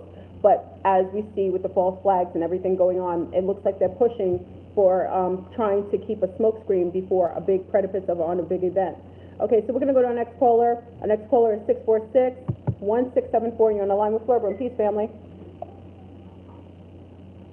Peace. Peace. So looks like I'm not completely on the higher vibrational, and I'm not fully aware. I've been looking at a few of the videos, and I'm just asking any recommendations that you may have for those of us that, for next Wednesday, if we are working a 9-to-5 job, and if we have a choice on that day that we could take the day off, what would be better? That we would either go to work or be home or go see a family, a relative, and stay with them? Is there something that we should be prepared for? What do you recommend? For something like this, like a convergence in this way, I would say stay in alignment with what you normally do, because if you do anything that's in fear, you're basically feeding into the fear. So if you would change, now if you decide to take the day off for something you always wanted to do and do something enlightening or spend time with family and bring over some snacks or some fresh coffee and do something amazing, something that you would normally do if you just wanted to, I wouldn't change anything based on fear. I would change it based on doing something, living in a higher frame of consciousness that would be in alignment with who and what you are already. Okay? Do you know what I mean? And previous to something Go ahead, Cesar, I'm sorry. So, for example, like if there's something that is like something that I would enjoy more to do at home, that I'm able to partake in music or something that would express my creativity, it would be better for me to be at home on Wednesday to be able to enjoy and partake in those activities. I would say better. I would say that if that is something that you would normally do and you feel good about it, absolutely. To stay in the to stay in the movement of joy and healthiness and happiness and being appreciative. That's where that whole concept of, when we say being appreciative and in gratitude, it's kind of like in that. It's like, okay, you have a day off, it's part of your job. You can take a day off, you can take a mental health day, you can take a day off, you have that time. If you have time allotted, it means you're in the frequency to take that day off. Because remember, the universe sets you up for basically engaging in a world that you chose, pre-chose for your life here in this incarnation. So it would make sure that you would be on this live right now, hearing this, and it would know that it would set up your life. Your life would already be set up that you have time off, or time you can take off. And then it would also allow you to make choices that would make you in a alignment of happiness, joy, doing things that are, that you always desire to do, kind of like that. So yes. Okay, thanks. I think it's beautiful. Well, I say happy Wednesday. Listen, Florbo always uses everything as a celebratory. So if you're going to be with me on the live, you already know we're going to be enjoying ourselves. And listen, I'm the type of person, you see those glasses behind me? I used to always leave my glasses when I was married. I used to get these beautiful glasses during my wedding, and I never used them until I finally, purged of my Nazi. Big up to my Nazi, who I've learned to forgive and love in the way that is necessary in order to let that dragon off my back, okay? So I decided after I was no longer married that I would drink every day from a beautiful cup. There isn't any reason why we should be having a discussion about living a good life in one day. We should be living our best lives every day as if they're the last. You know, if you watch Groundhog Day, watch Groundhog Day again. I don't know what age you are, but I watched it last night. Watch Groundhog Day. You know, eventually when he was doing the loop over and over, he decided, you know, screw this. I'm going to live my best life every day. You know what I mean? I'm going to enjoy eating all the donuts. Remember, he was I don't know if you ever watched Groundhog Day. He was eating all the good stuff. He was like, screw that. He was eating, he was having snowball fights. He was going after the woman that he wanted, and he wouldn't have even had a chance to even try to be with her. We should always live our healthy life. I teach my daughters this, and I had to learn by being in a life where I was unhappy, where I mistreated myself by choosing a partner to remind me how special I should treat myself. I had to know this. I had to go through the cracks almost to the deepest parts of life in order to appreciate the things, the very little things, the very small things that I had taken for granted. Just enjoy your life. It shouldn't just be Wednesday. Yeah. We should be celebrating every day. If y'all were in my neighborhood, we'd be celebrating every day. I celebrate every day. I'm grateful to be here on earth. And if my last breath is any time, I'm okay because I've enjoyed life to the fullest, and I made sure I've done everything to live in alignment in an integrity-filled way so that if I'm incarnated, I come back in a beautiful life just the way I set up. By the way, I also wanted to make a comment. I think it's a little turtle that you have up there on the shelf behind you. It's a cute little thing. Where do you see a turtle? Where's my turtle? Where? A turtle. Where do you see a turtle? Kind of like brown, or it looks like maybe a turkey or something. Oh, that is my native. I had that from yes. I actually got that from a little native group in Brazil. It's actually a medicine elixir, which is we call ponche liquor, like a liquor, but it's mixed with the honey of the black bees, and it's an elixir put in that beautiful thing with a native face on it. Yeah, made out of coconut husk. The bottle. I would love it if you'd be able to show it, because right now I'm on the phone, so I can't see anything. Hold on. I'm not connected to any device I could see. Hold on, I'll show you this. Okay.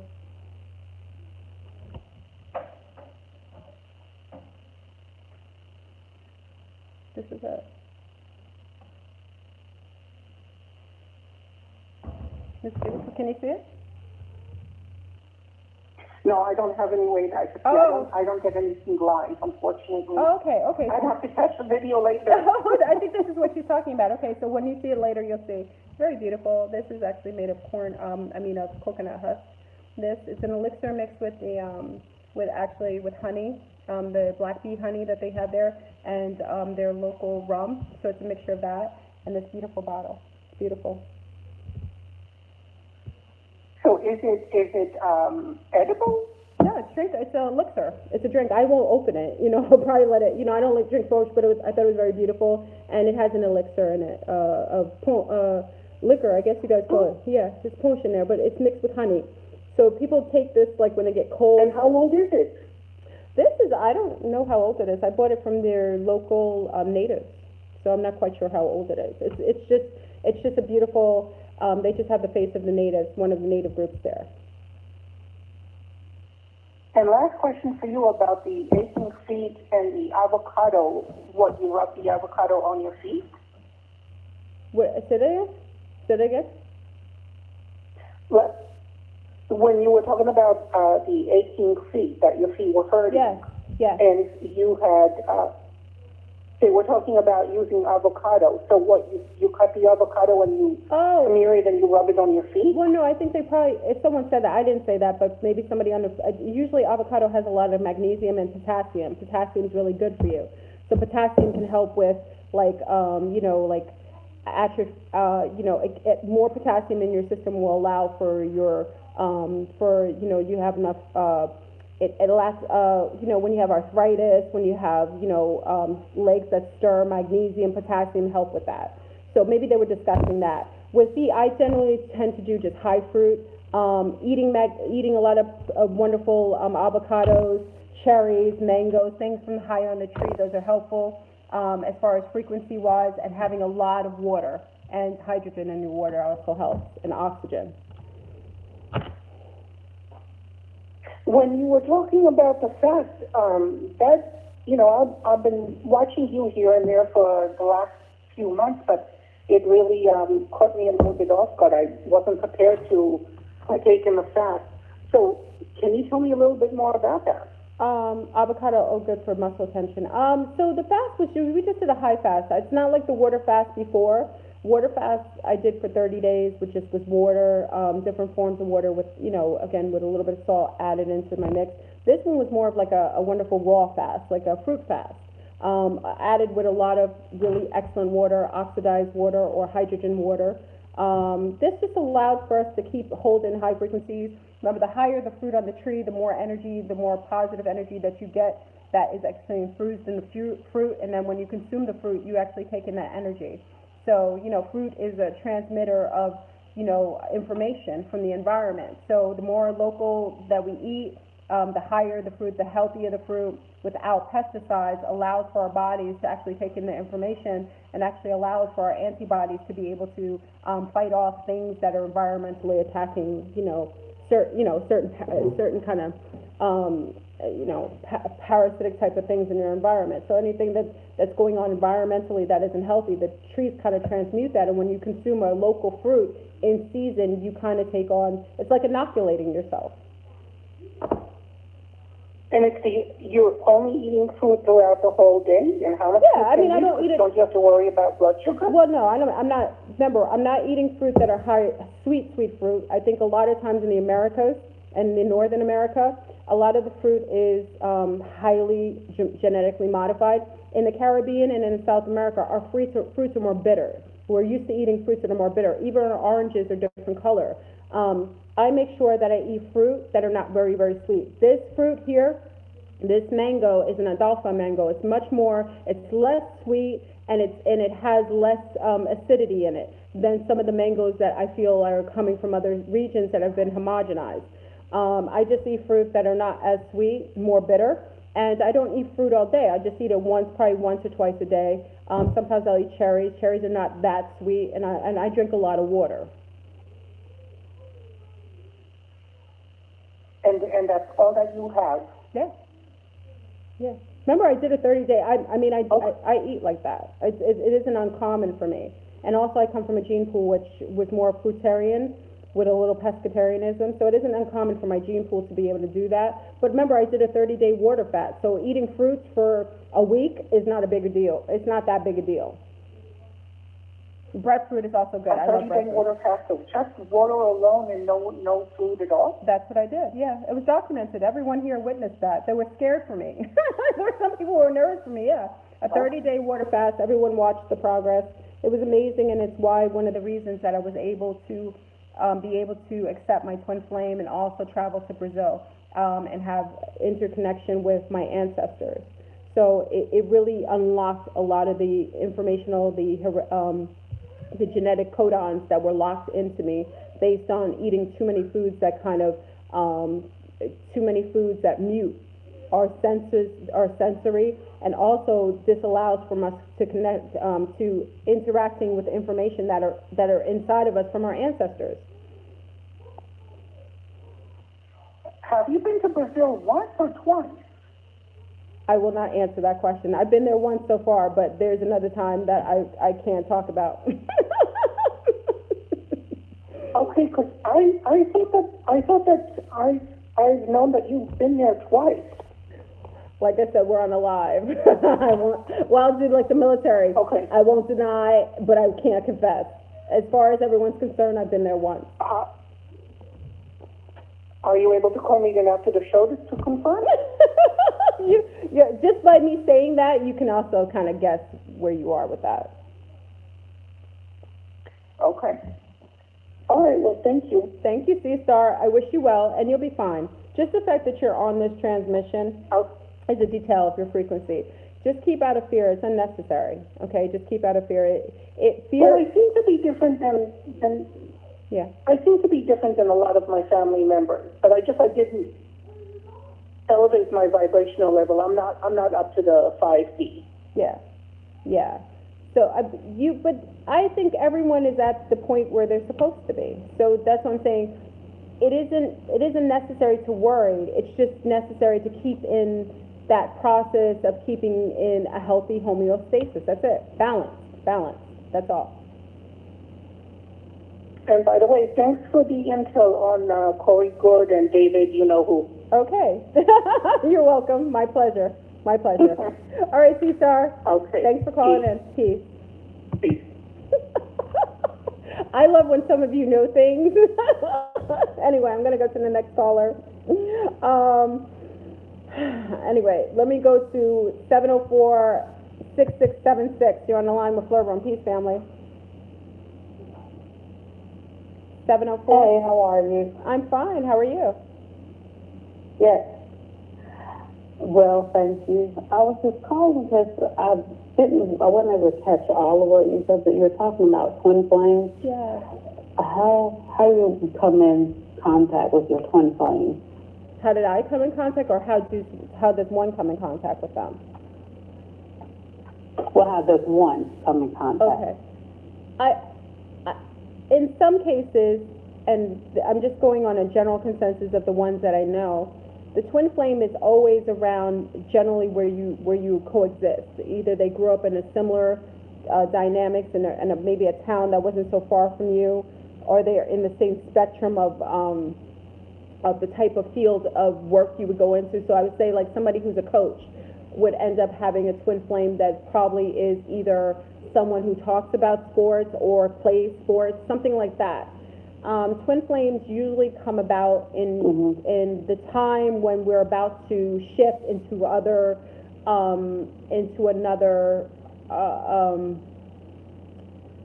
another frequency of existence. So I'm just saying, so we're ending the age of Pisces, which is a particular time frame where we were all about belief, going into more so religions and believing in things outside of ourselves as opposed to it within. And now we're shifting into another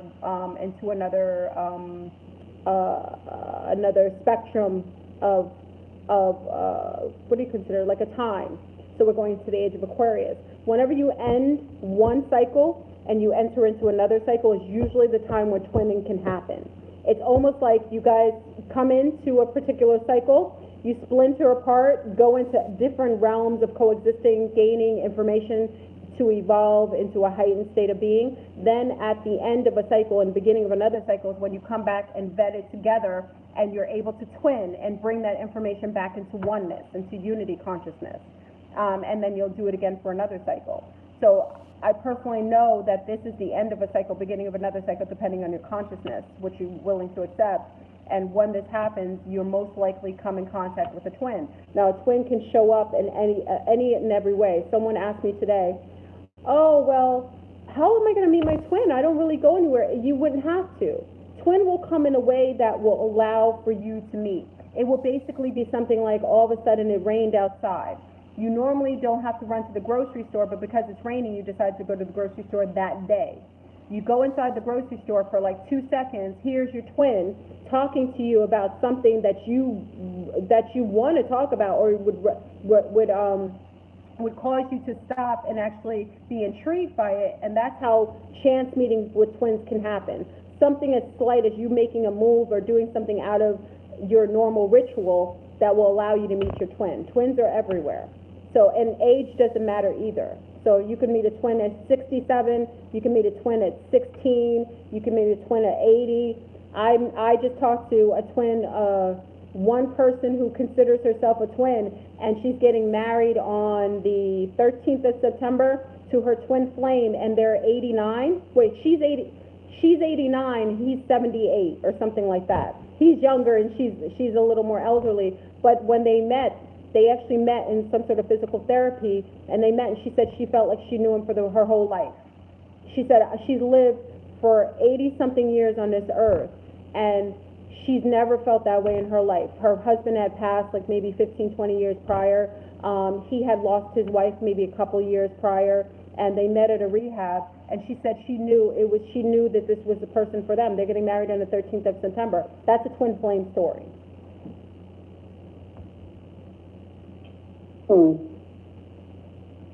Okay.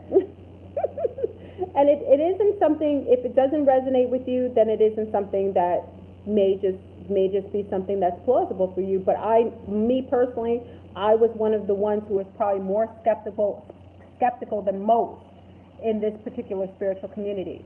And as time went on and I was starting to witness others who I knew were twinning, and then I myself came in contact with someone who I felt was in that frequency of twin flames, it solidified in my mind that it is a true phenomenon, and it does happen. And it is something that happens at the beginning and end of cycles. Yeah, no, I'm not skeptical. I think I met my twin flame already. Oh, we were together, and then we separated. okay. But yeah, there's a 6-year age gap difference between us. Interesting. And I'm older than him. And okay. Yeah, he just graduated from med school, and I'll be graduating from nursing school in December. But we haven't contacted each other in about 5 or 6 years since we broke up. Okay. So we broke up because of his family, not because of us. Okay, twin flame agents. Okay, he had agents in his family. We call those the Smiths. Smiths usually come to try to, at the beginning of twin flames, they try to disseminate the twin flames. They try to, they sense it, and it's something, and that's personally how the matrix works, to try to keep twin flames from vetting with one another. Well, let me just state this. If in fact he is your twin flame, there isn't anything that will keep you apart. It will be a chance phone call. It will be something odd. He will show up and you will show up for him. It just happens like that. And right now, particularly at this particular convergence, which I'm seeing unfolding, all the twins are coming together. So don't be shocked that you get a phone call. Don't be shocked that something pops up of his, or you pop up in his mind, and then all of a sudden you guys start talking again, because that's how the twinning phenomenon works. It's very difficult for twins to get together during times when we're not quite at the convergence. But right now at the convergence, you won't be allowed to be with anyone who isn't in your frequency as far as twinning is concerned. It's my opinion. Okay. So I say happy twinning, and if that happens, I would love to hear about it. Yes, ma'am. Thank you. Okay, C-Star, have a beautiful evening. Peace. You too. Bye. And what's interesting about the twin flames is, like I said, family, I think many of you know me for quite a few years, and even with the twin flames, even with the concept of twin flames, it was really difficult for me to even accept it, because again, it seems really corny. I'm from New York. We think everything's corny. That's a little like over the top, lovey-dovey. And you think to yourself, no, I can't. This man can't be. I couldn't have a twin flame. But as time goes on and you start to see something that is a phenomenon that's starting to come everywhere, and it isn't something that can be denied, then you realize, oh, snap. There is a phenomenon happening. It is linked to a twinning kind of vibration. And because of that, all of a sudden, it's like, bam, it's showing up everywhere. So then you kind of solidify it as a twinning effect. And as time comes closer to this convergence, which I think is coming, we're on a precipice of, like literally on our heels, I'm seeing people meeting up with their twin flames, like bam, relationships breaking up, like quick, and then all of a sudden the twin shows up. It's odd, but it's on time. So if you think it isn't real, I say you sit and vet it out. Watch the relationships and dynamics of relationships around you, and then I think you'll probably see what I've been seeing for the last 2 and 3 weeks, which is something which is interesting. Okay, so let's go to our next phone call. 201-8008. You're on the line with Liver and Peace, family.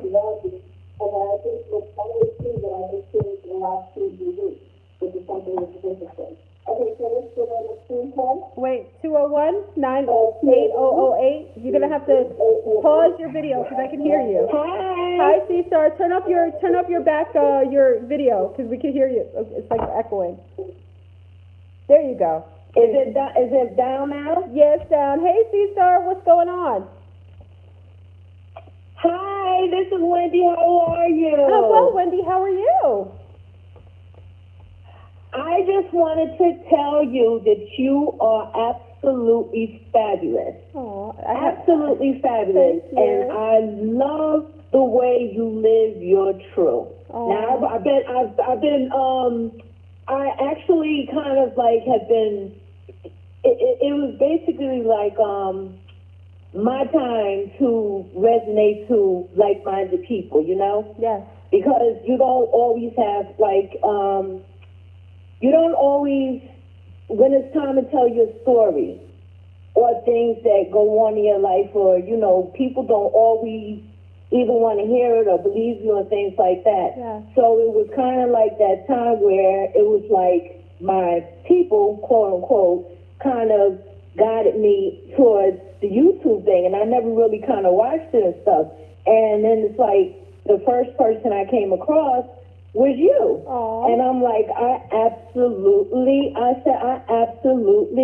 love this lady. I said, she is just as weird and crazy as me. I said, and I really just want to, yes, I absolutely adore you. Absolutely. I appreciate that. I don't want to stay too long on the phone, but I just wanted to tell you. Well, actually, yes. I'm the one who sent you the emails and things like that. I don't know if you got them. Wait a second. But I sent you some pictures. I sent you some clearer ones as well. Yes, pictures of the Murr family, of the marine life. Is that you? Yes. Yes. I actually got a chance. And the other ones too. Yeah, well, I didn't get the second ones because I know that you sent a message saying there were second ones, but the first ones, because I put them on my laptop because I can't see them on my phone. The laptop, I actually got a chance to look at them earlier today, and they are really intriguing, very intriguing capture. And you have when we actually, when did you? I'm sorry, sweetie. I'm sorry. Go ahead. Oh no, it's okay. When did you actually get a chance to see them, and do they speak to you, or is this are you seeing them in your let me tell everybody what we're talking about, because it's kind of like we're having an A and B conversation. Wendy sent me pictures of these beings that are connected to the Murr family, and you can see in the picture there's silhouettes of a face that are showing up to the point where you see them present. So I was asking Wendy, when did you see this, and how did you come upon taking pictures of them? I actually see them all the time, and they're constantly around me, like even today and stuff. So I actually only sent you a snippet, but I have a whole lot more that I can send, because I actually, I always can see things and everything. I've always had like a whole bunch of abilities all my life, you know. Yeah. So just to kind of narrow it down, I came to the point and I said, listen, and I had a conversation. Listen, I need to have my proof, so no one locks me up in the mental ward somewhere, you know, because, you know, you have to have proof of certain things. So I'm like, okay, so it's basically I asked permission, and they allow me to capture certain things. Yeah. And I have a lot that I can share with you, you know, if you know, but I just wanted to see if you got those first.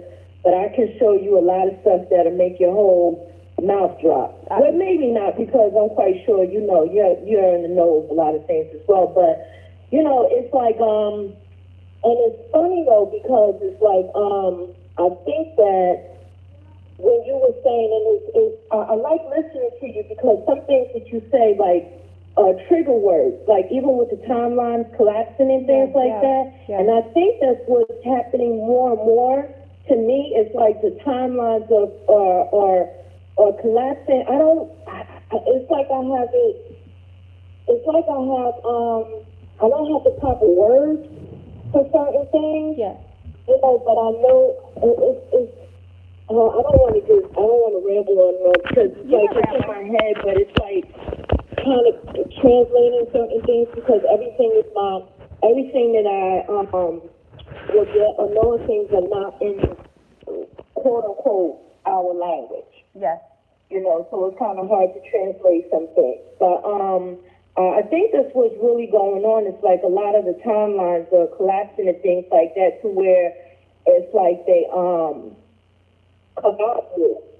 It's like it's time to do things, because I keep being told like it's time to tell my story, it's time to resonate with certain things, it's time, and I even was like, well, who am I going to, like resonate to certain things, and that's when you came around, and also you and Barry Littleton. Big up to Barry Littleton. Yes. Yes, you too. So I'm like, listen, and just to let you know, I have shared your videos and told people like water.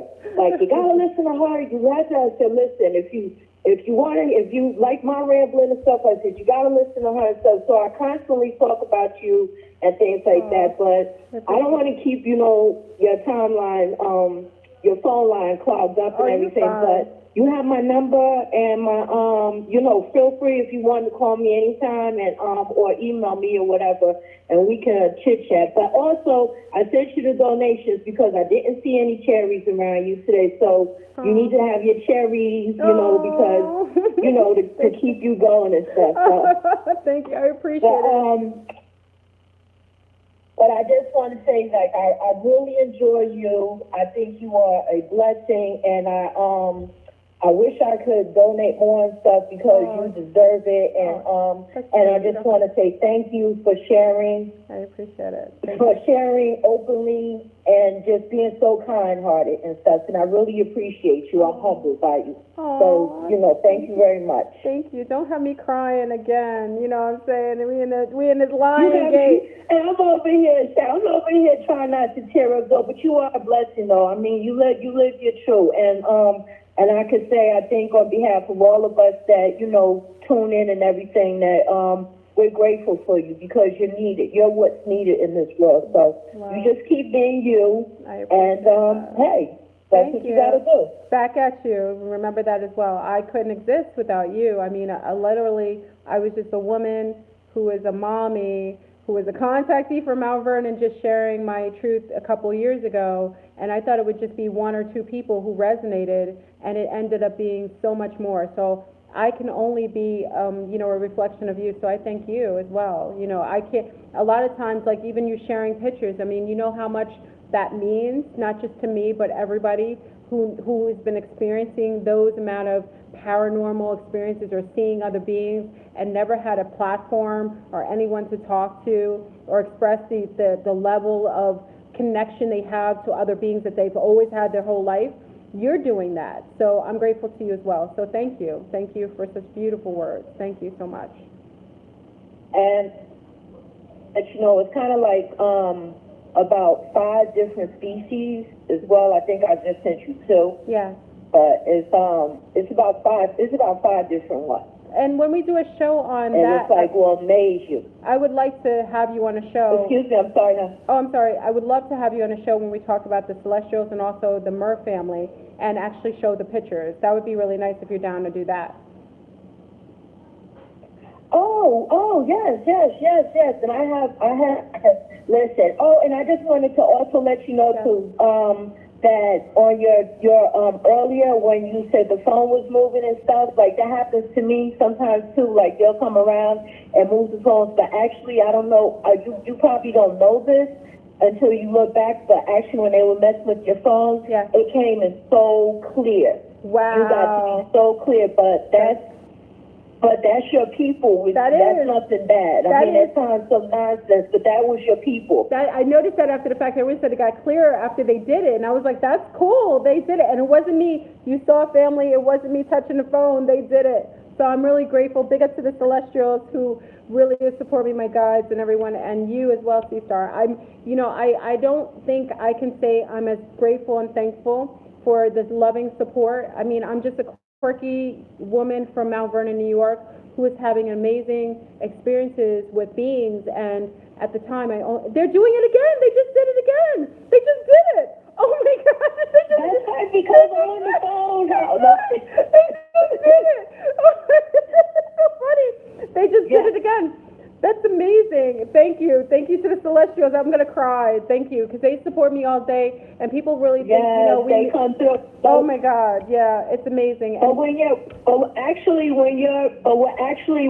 there, there's always one or two that's always present with you. Yes. I can see them, like, there's always somebody there present with you. Like, Absolutely. and when I say it's your team, it's like your protectors there. So when you do these things, Yes. nothing's coming, nothing can, how can I say it? Oh, I'm trying to translate something, but I can't get the word. I put it in my own words. You're basically protected. I am. I accept So, that. you know, you don't have to worry about you. You're protected. Oh, And I'm getting they came in to make it, because this message needed to get out. Absolutely. And they're making sure it got out. And they're making sure it got out, and it's getting out, and it's clear for all of us to hear, because it's just, it's amazing. But you are amazing. It's amazing, and I appreciate you. Now I'm over here about to tear up. Oh, don't get me started. Thank you, honey. Thank you. But I appreciate it. Reach out anytime if you feel like you have my number and my information. But there's a lot more things I would love to share with you, because it's my time to share. Absolutely. And I'm allowed to share, because one thing about certain things, even the pictures that I showed you, I always ask permission from the other ones as well. You know, because you just don't take something and just fling it around and stuff like that. You have to ask permission. So I asked permission, and I was allowed to share it with you. And it's funny, because I tried to share it with some other people one time, and it didn't go through. So it got through to you. So this is what I'm saying. Like, it doesn't get through to everybody, because it's not for everybody. Absolutely. So, you know, just because you're special. So anyway, let me get off the phone. I know I said that like an hour ago, but thank you, hon. I appreciate you. I really do. Thank you, my love. I appreciate you. Thank you, love. Just keep in touch. I will. And thank you. I'm going to get off the phone, and I'm going to keep watching you. All right. Peace, star. Oh, my gosh. She's going to have me teary-eyed. And I just want to say thank you so much for everyone.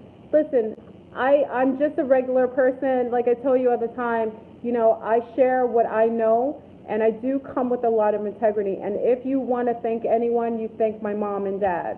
I had some of the most amazing parents and grandparents in the world. For me to show up in the world the way I did, even as a child, that I was teased, I was treated sometimes unfairly, but at the end of the day, I have to thank the parents who allowed me to be the quirky little girl that ended up being a young lady who was unapologetic about sharing these stories and having you share your stories and pictures. She sent the most amazing pictures, and I'm appreciative. I take them seriously, and I honor all the intel that I get from people who all of their lives have been told they were crazy, they were seeing things, they were psychotic. This is our platform, and that's why I always tell you, I could care less who you share it with. If you're here with this family, it's because you're in the frequency. And it's more than I could have ever wanted. So I'm grateful for it. So thank you to the Sea Star. She's going to make me cry. You know, we're already in this LionsGate, you know, bring back that fire. We're in the LionsGate frequency. And remember, I'm not here to hurt or hinder anyone. I still have struggles in my own frequency. So sometimes I show up like this, but I have to remind you, I'm quite normal. Because sometimes I'm not so shiny and pretty all the time, you know what I'm saying? So anyway, let's go into the next phone call. We're going to go into 510-3264. You're on the line with Fleur Room. Peace, family. Hey, Fleur. Hey. I just love you so much. Aww. And I can't believe I'm talking to you. I've listened to you for such a long time. Oh, God. You are so real, and you shine with every imperfection that you share with everybody. I am. I wanted to tell you that a couple of weeks ago, I was so sick. Oh, my gosh. I thought I had food poisoning. Yes. And it went on, and it stopped for a little while. Yes. And then it came back again, and just for a whole week. Yes. And I couldn't remember, because usually I've had food poisoning in the past, and usually I can kind of remember, pinpoint where it came from or what happened. Yeah. No one else in my family was sick. It was just me. I was just so sick. And finally it went away, and I was so thankful. And then a few days later, I was watching a video, and someone was talking about parasites and how people sometimes have parasites and how he handled it, and it's important to get them out. And I thought, oh my goodness, that day that you had a live feed going and you were talking about and it was during the solar, the lunar eclipse. Yes. And I was, writing down 90 seconds out of my life. And along with that, I wrote down any parasites, any unwelcome attachments, entities, any negativity in my life needs to be gone. That's right. And I wrote it down the 3 times on the paper, That's and I right. burned it. And then that's when I got sick. And I thought, oh my gosh, you know what? That's what it was. Yes. All of it got flushed out of me 100%. I've been feeling so great ever since. 60 seconds. Wait, hold that thought, Sunstar. The phone call is counting down. It's for our live stream. For anyone who's calling in, make sure you call in now, because after we have another bonus hour, but you can't call in after. So if you have any calls or shares, call now. 646-787-8311 or 515-605-9881. So if you're calling in, call in now, because you have about 60 seconds to call in and share. So Sunstar, you got better after you purged, right? After you purged and burned. You said it. Purged and burned and flushed. And actually it was like, oh my God, that's probably why I was so sick, because I flushed. I didn't go buried. I love it. But, I have to tell you, so many things that you say, they resonate with me. Aww. There's so much truth in everything that you seconds. say. I'm so happy to be part of your vibration. I send you messages. This is Mario the Mayan. Oh, Mario, I know you, Mario. Send you messages every once in a while. Yes. But I'm just so happy that I came upon you, and I dial in whenever I can to your videos, and there's so much truth and so much just genuine caring and through everything that you share. Aww. And like you said, you're just a regular person, and your imperfections, and you know what? They shine through, and that's the biggest part of your charm, is that you're just a real person, and I really appreciate you doing what you're doing. Thank you so much, Sunstar, and you're beautiful too. And I just, I appreciate you just being here, sharing with the journey, and also, trusting in the flow of energy. Because I think sometimes like I said, a lot of times I was lost. Like I just didn't have the community at the time before, and when I kind of just came out, because I just wanted to find 1 or 2 people. That's all I thought. Really, at the end of the day, I didn't think there was a beautiful, you know what I mean? I thought it would be like 1 or 2 of us, like chilling out, like talking and just sharing. And I'm really appreciative that you chill with me, you rock with me. And same likewise with you. I always want the best for you. I always want you to have the most amazing experience in this life that we chose.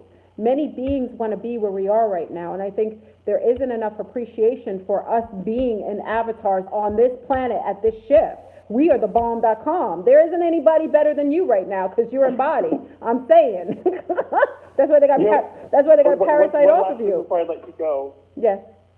One last thing before I let you go, and it's just a funny synchronicity, but I'm here in California, and I'm walking around the lake right now with my nephews, and when we got here, I stopped and I showed them a part of the lake where all these turtles live, like a whole big family of turtles, red-eared turtles, and I was showing them, and one is 6 and one's 9, and I was saying, check this out, this is really cool. It's one of the only places I know of where there's families of turtles that are just like chilling and living here. And as I'm talking to them about turtles, I'm listening to your live feed, and you're saying, turtle, is that a turtle? You're saying you see a turtle? Yes! Oh my God! That's crazy, yes! Because she thought she saw a turtle in my china cabinet. That's the craziest thing. It was you! And see what I'm saying? You see what I'm saying? That is a beautiful... We're like we're all in the same field, so like she's seeing things. She's not even looking on live. I'm thinking, I was like, what turtle? And then she's like, that thing. But you're seeing the turtles at the same time she's talking about it. It's beautiful. That's how you know we're in frequency. And I was saying turtle, and I was saying to the boys, look at the turtle, and all of a sudden I'm hearing in my earbuds. That's amazing. What turtle? Is that a turtle? We're in the flow. We're in the flow. Anyway, we're in the flow. I'll let you know for the next caller, but thank you so much, Thank Laura. you so much, Sunstar. Sunstar. I love you. Bye. Have a great evening. Oh, I love it. Bye. He's out with his nephew. That's so beautiful. I'm such a profound. I love when you take the little ones out. But you see, family, I wanted you to see that when we're in the flow of the frequency. Remember, I said I had gotten a phone call from Thomas, but Osset had made a video the day after that I just saw, or maybe she made it the same day, because I don't know when she made the video. I just fell upon a video because it came up in like recommendations. So Thomas gave me the message. Then I'm listening to Osset's video. I'm like, wait a second, she didn't talk to Thomas, and she's in the flow. It's the flow. Once we're in the same vibration, we're all getting the intel. And this is where you know it's solidified, where it's truth. We don't have to go to all these deities and channel all these entities. Everything's in us. We get the information when we match it. So there isn't anything outside that you have to trust other than your heightened awareness, and then everything will come into flow. We just get solidifications from others around us. We just do. So big up to the Sun Star and Sea Star. You guys are going to make me, are we in this energy today? It's so beautiful. Like this LionsGate is so loving. That also lets you know where we're going next Wednesday. If we're going to have a collapse of the timeline, I told you we're going to be enjoying ourselves, eating mangoes, happy, or whatever you like, and enjoying ourselves. I think that's just a frequency you're supposed to sit in. So, okay, so let me take our next phone call. I'm loving the phone calls tonight. I'm very emotional, and I'm wearing red. I'm supposed to be real fiery. I'm actually in that really, just in very sentimental mode. Okay, so 415-4026, you're on the line with Flow Room. Peace, family. Peace. 415. Hello? Hi, C-Star. Peace. Oh, hey. Oh, wow. Sorry, I was trying to take a moment because I was like, okay, I'm sorry. What was somebody just saying? Hey, it's just us. Don't worry. Sorry. There's only 334 people with us. Don't worry about it. Oh my gosh, hello. I know. Hey, C-Star, what are you doing? What you doing? I don't really know I don't really know where I want to go with this phone call necessarily. Okay, go with the flow. I've just kind of been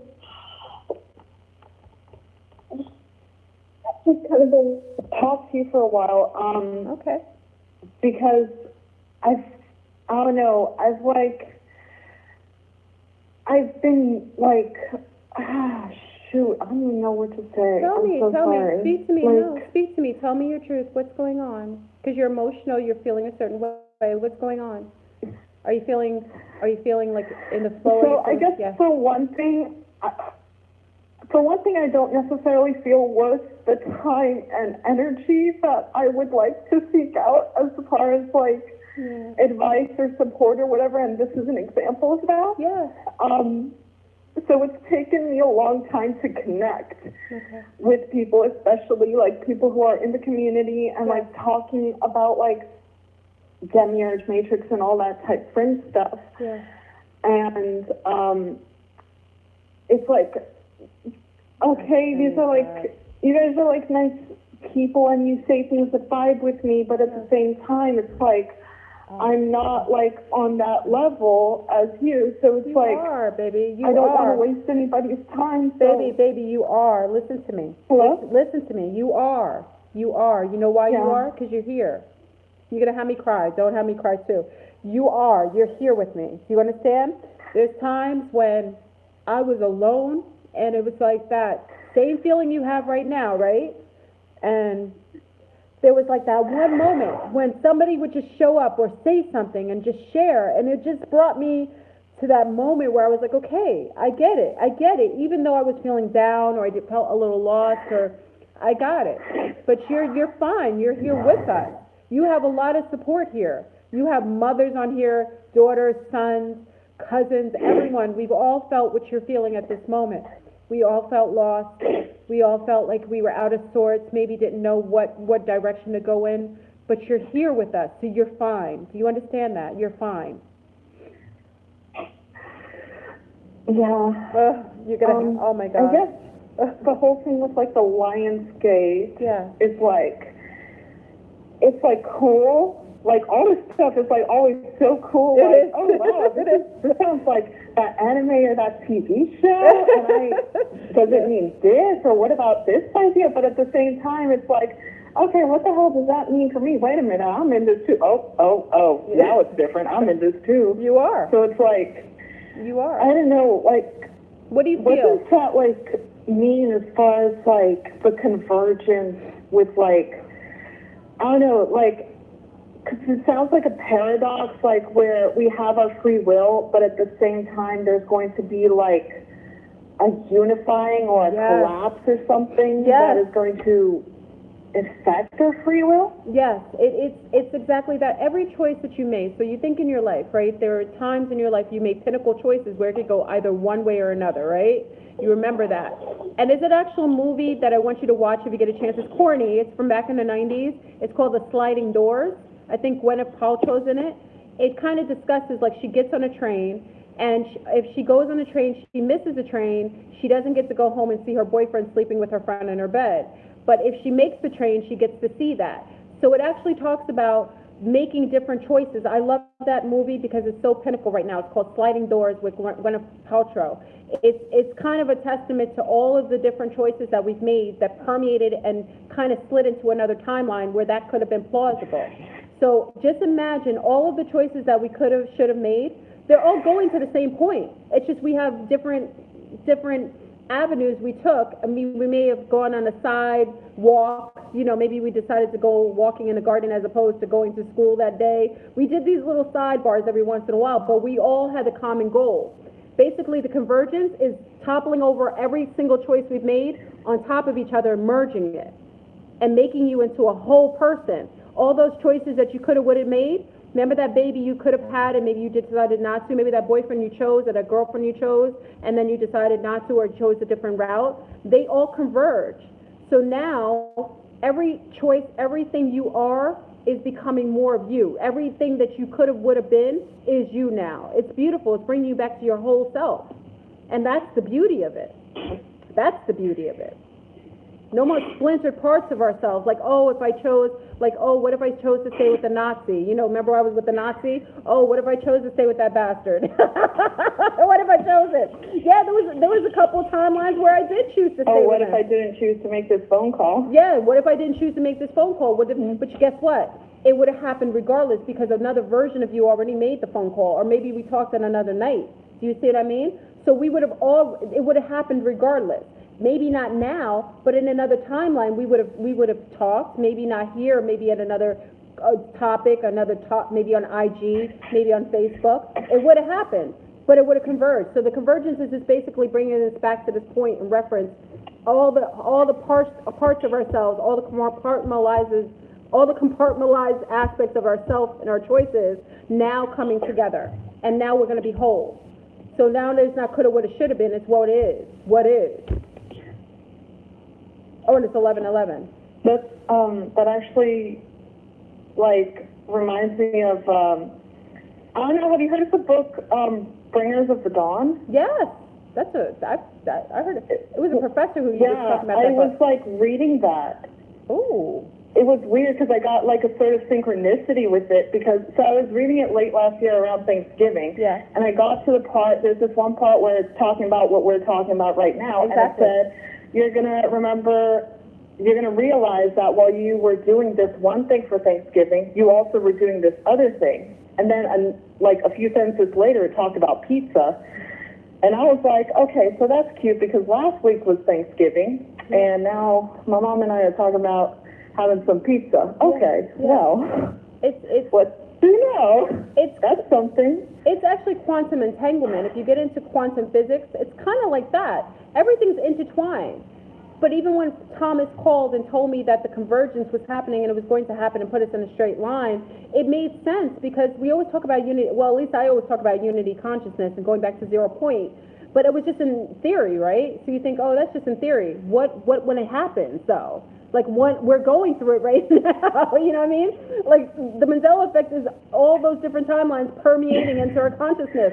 So, yeah, now we have a theory that is now basically coming into actuality, fact. Okay. So, like, as far as, like, the days we have, like, until, like, Wednesday or whatever, Wednesday to remember. I do, like, feel like I've been very, like, negative in frequency or whatever for, like, a really long time, but, like, with positive moments. So is it, like, I don't know, like, is it just, like, work on, like, getting better and like make the mistakes, but be okay with the mistakes and work towards like being more like positive or resonating with self and like, I don't know, like if that's like where I'm at in the next few days, then that's sort of where I'm gonna like continue to climb. You want to going forward. You want to, let's take away the judgment, because bad and good is all perspective, right? You know, what's bad to you could be good to me. You know what I mean? So let's not put the judgment, take the judgment off, because that will put you in that frequency. It's unnecessary.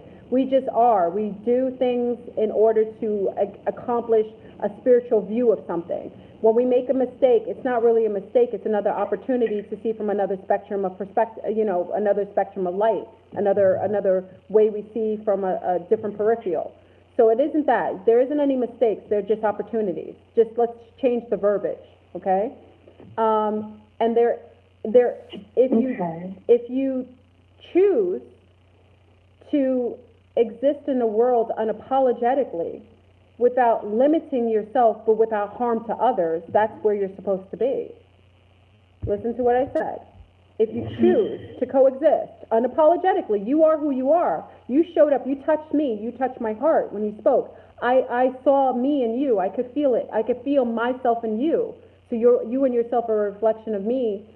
Is there anything negative in your life, or just things that show you different aspects of maybe things that were unresolved, or in other timelines you chose, and this timeline maybe you wanted a different turnout, so you're maybe feeling the residue from the other timelines where you made that other decision? Do you understand what I mean? There isn't anything bad or good. It's just all is. It's your perception of it that makes it either way. Okay, I'm sorry, it's all very confusing. If I have, okay, I'm going to use something very seedy, but it'll be understandable. If I decide to have sex, right, with a random stranger, right, just now, because I feel the need to engage physically with someone, and I see him, and I'm attracted to him, and I engage with him. And it's amazing, it's magical, it's everything. And I feel elevated, and maybe he had heartache, and that was a moment in time, and we engage with one another. Is it negative, or is it just a moment in time where both two different beings meet together and enjoy in a salacious engagement without any guilt, without any true consequence, because there wasn't anybody we were hurting, but we wanted to be in that moment. Now, someone else would say you're a hoe, right? That you're a slut. You know what I mean? Somebody else's perspective would be like, you know what? That was real hoe-like. That was real thottery of you, Fleur Brune. But in another perspective, someone could say, that's beautiful, to meet a being that you felt that magically connected to, and you two wanted to merge for that moment in time, and it changed you or allowed you to feel love for that moment. Maybe you were denied that for such a long period of time. That could be somebody else's perspective. Do you see what I mean? It's all perspective.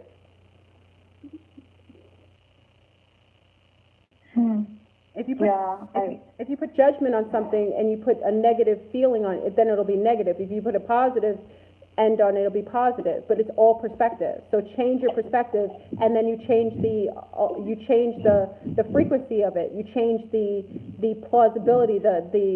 You change what it comes with it. Do you understand? Maybe that wasn't a good example. I'm sorry. It's also like I did come from a sort of like emotional place when I made this call, so maybe I'm not necessarily ready to like process everything like in what feels like limited time or whatever. I could also like Facebook or email you or something, but yeah, thank you. Sorry, this is all very Don't say sorry. Weird for me. You haven't done anything wrong. Why are you apologizing? I want to know where you're at, and I hope that, if anything from this conversation, it brought you to another frequency, another perspective, another feeling of hope, if that was something that wasn't with you before you came to this call.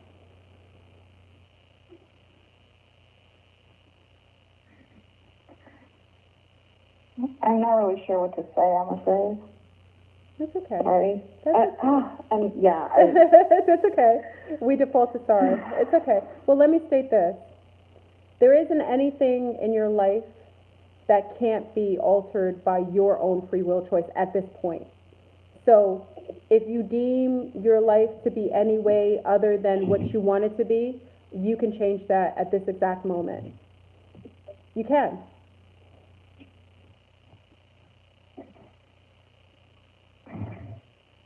Is that like shifting consciousness intentionally into another timeline? Yes. Or Yes. just doing like the little things to like work towards that, or is it a bit of both? It's a combination. Yes, it's a combination platter. Yes. You can shift by shifting your perspective on something. That's why I was just talking about perspective.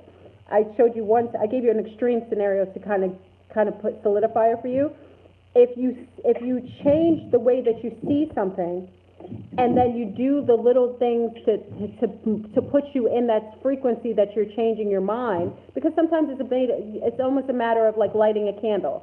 So I want to feel loving frequency, so I change the scenario in my life to think I'm loving, right? And then I light a pink candle, or I light an orange candle, and then I put on lavender, or I play beautiful loving music. Do you understand? So I'm now transmuting that whatever originally was troubling me or I considered to be negative by changing my perspective on something, just allowing it to make me feel down about it or sad about it. And then I did things, I added little tools or little things that would help me to transmute the energy. Do you understand? So you're doing a combination of both, because it helps sometimes to have tangible things to help you, little tools. Not everybody does that, but it's always helpful. So if you're having an issue in your life that you feel is low or it's hampering, then change how you see it. What about that scenario what is it going to bring you from the lesson from the scenario? What does that person who you feel is hindering you, what are they showing you about yourself that helps you? Do you understand? So once you see it from a helpful position or something that you can gain something that sounds from. like shadow work. It is. It is. Absolutely. Absolutely. You have the words. You have the whole concept. You have the concept. And it's all a matter at this point from choice, but we choose to see or to ignore. And a lot of times why we loop or why things are recycled in our lives over and over again and perpetual cycles is because we choose to ignore and to disallow ourselves from actually acknowledging what needs to be changed and to actually make the change, implement the change. Most people don't like to change because comfort is so. I know I used to be the type of person to be uncomfortable and just be more comfortable being uncomfortable because that's all I knew. And then I had to eventually say, darn it, I don't want to be uncomfortable anymore. You know, my panties are too, I didn't want to be uncomfortable anymore. So I had to change my drawers. You know what I mean? I had to do things that were allowing me to have more comfort. I wasn't okay with even the concept of doing something that I had been in for so long. That's it. So just change your perspective and then do things in alignment with the new perspective, and it will help you. Well, I have been holding back from like books I've been wanting to read and like different types of shadow work I've been wanting to do and things I've been wanting to learn and people I've been wanting to see. So yes. I guess those are my answers if I accept them. Exactly. And why not? What else is there to do but enjoy? That will only bring you to a higher perspective, and also will allow you more freedom, because the more self-aware you are, the more free you are, the more sovereignty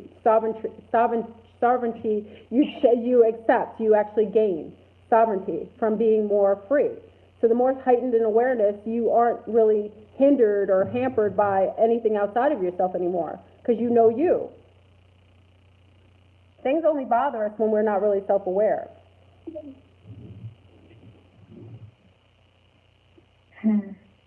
You'll be okay. Okay. You're okay. Thanks, Laura. You'll be well. And also, I guess that's enough for now. Okay. Well, let me know how you're doing. Yeah. And remember, you aren't alone on this crazy journey we're engaging in the matrix. There's a whole lot of people who've been where you are, and there's a whole lot of people who've transcended that exact position that you're struggling with now. If you know that, it helps you to understand that this is just a moment in time that can be transmuted, and you can supersede anything that you feel. Remember, you feel is limiting you, because it's all here, kind of like it's in your perspective, in your mind's eye. Change it. And come celebrate with us next Wednesday. Okay. Celebrate next Wednesday with us. You know what I mean? Yeah. Come celebrate. Yeah, I will. See, that's all you have to remember. Okay, so I'm going to do this, and we're going to celebrate Wednesday. So let's just keep that perspective. We're going to enjoy ourselves next Wednesday. Okay, love? Okay. Okay. Be well. You'll be fine. All right, Mama? Thanks, All right. Love you, Mama. Peace. You too. Be blessed. Take care. Okay. Bye. Aw, I know where she's at. Oh my gosh. Yeah.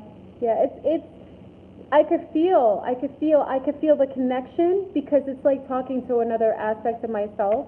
It's just, there isn't anything, I could feel everything, and I knew that in her mind's eye, it was just a matter of changing or just altering the reality that had been created by free will choices. Sometimes I just could relate to her. I know it's weird to some, but I could relate to the sea star I could just relate to her. I felt a similarity of something that I remembered, you know what I mean? An aspect of myself. You never know.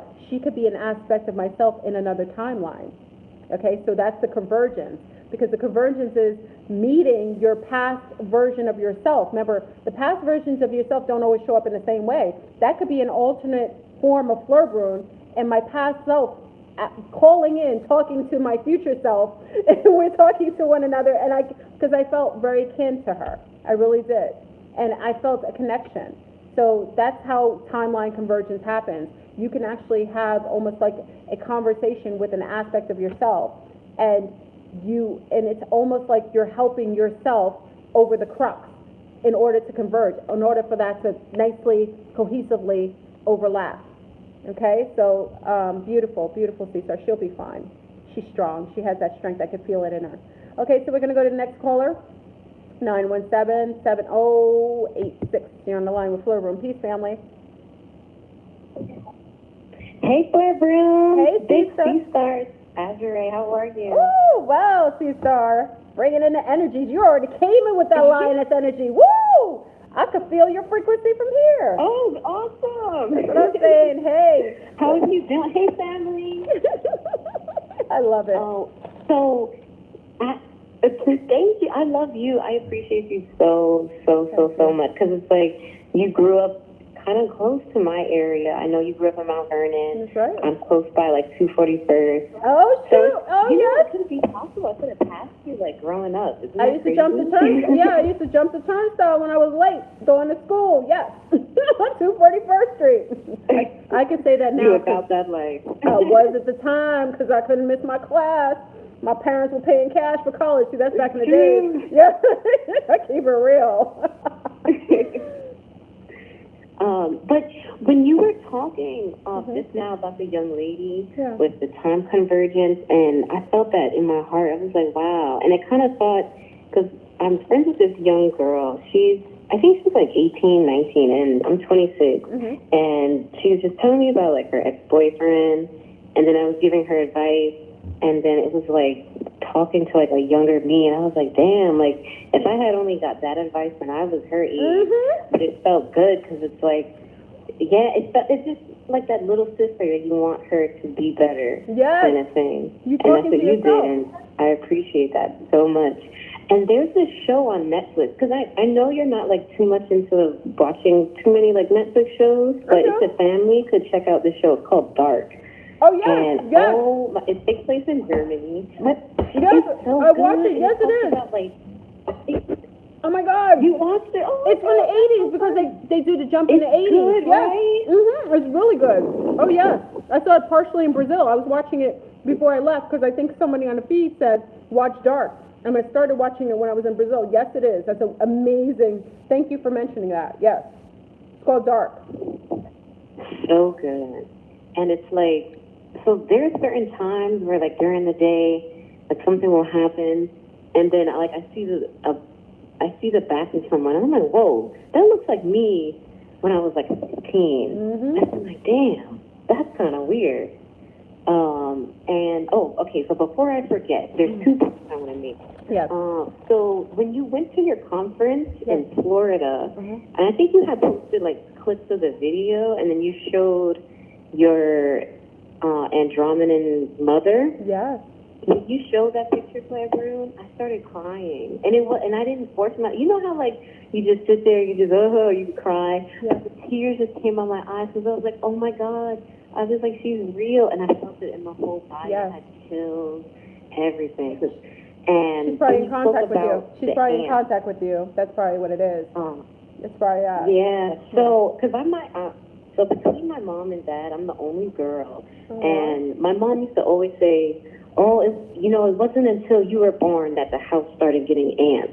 Like, she would just blame me. And I'd be like, well, I was like, it's not my fault. Yes. And then when you said, an Andromedan is present in the house when there's ants. Woo, the ants. And when you showed that video, why is that, though? Well, the Andromedans are in contact. Remember, when they left Earth, before, at the last cataclysm, which we consider to be the pole shift, they went in the inner Earth, and they went through a Stargate in the Andromedan star system. Now, when they went there, they befriended a group of ant-like beings, insectilians, that look like beefed-up ants.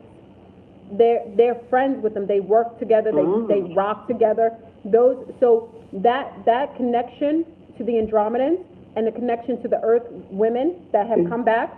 You will always see ants around Andromedans. When I moved to my other house, I saw a queen ant come out. And this is my ex-husband can tell you. The ant was as big as my water bottle. Let me show you how big my water bottle is. This is how big the queen ant came out in my house. This is how big it came in my house. A tree was not shot down by lightning, and the queen came out. That never happened. Because I was in contact with beings that were reminiscent and were kin to the folk that I'm bred from. I'm hybrid from, and that's how you know. Also, your mother just told you that's why you felt kin to the mother Andromedan, because she seeded many of us here. When we talk about the hybrid system, there was a hybrid system that is not talked about. We have a very patriarchal UFO contactee collective online. There isn't many collective UFO contactees that are women of color, and the women of color are having heightened experience with many of the different groups, especially the Andromedans. And what's interesting, and even in UFO community, the one group that is not ever wanting to be invited to any of these groups are always Andromedans from our bloodline. They don't want us talking, and they don't want to know about us, and they don't want to acknowledge that. They know that we exist, but we are head of the new what I consider new home court advantage. So your mother saw what you are.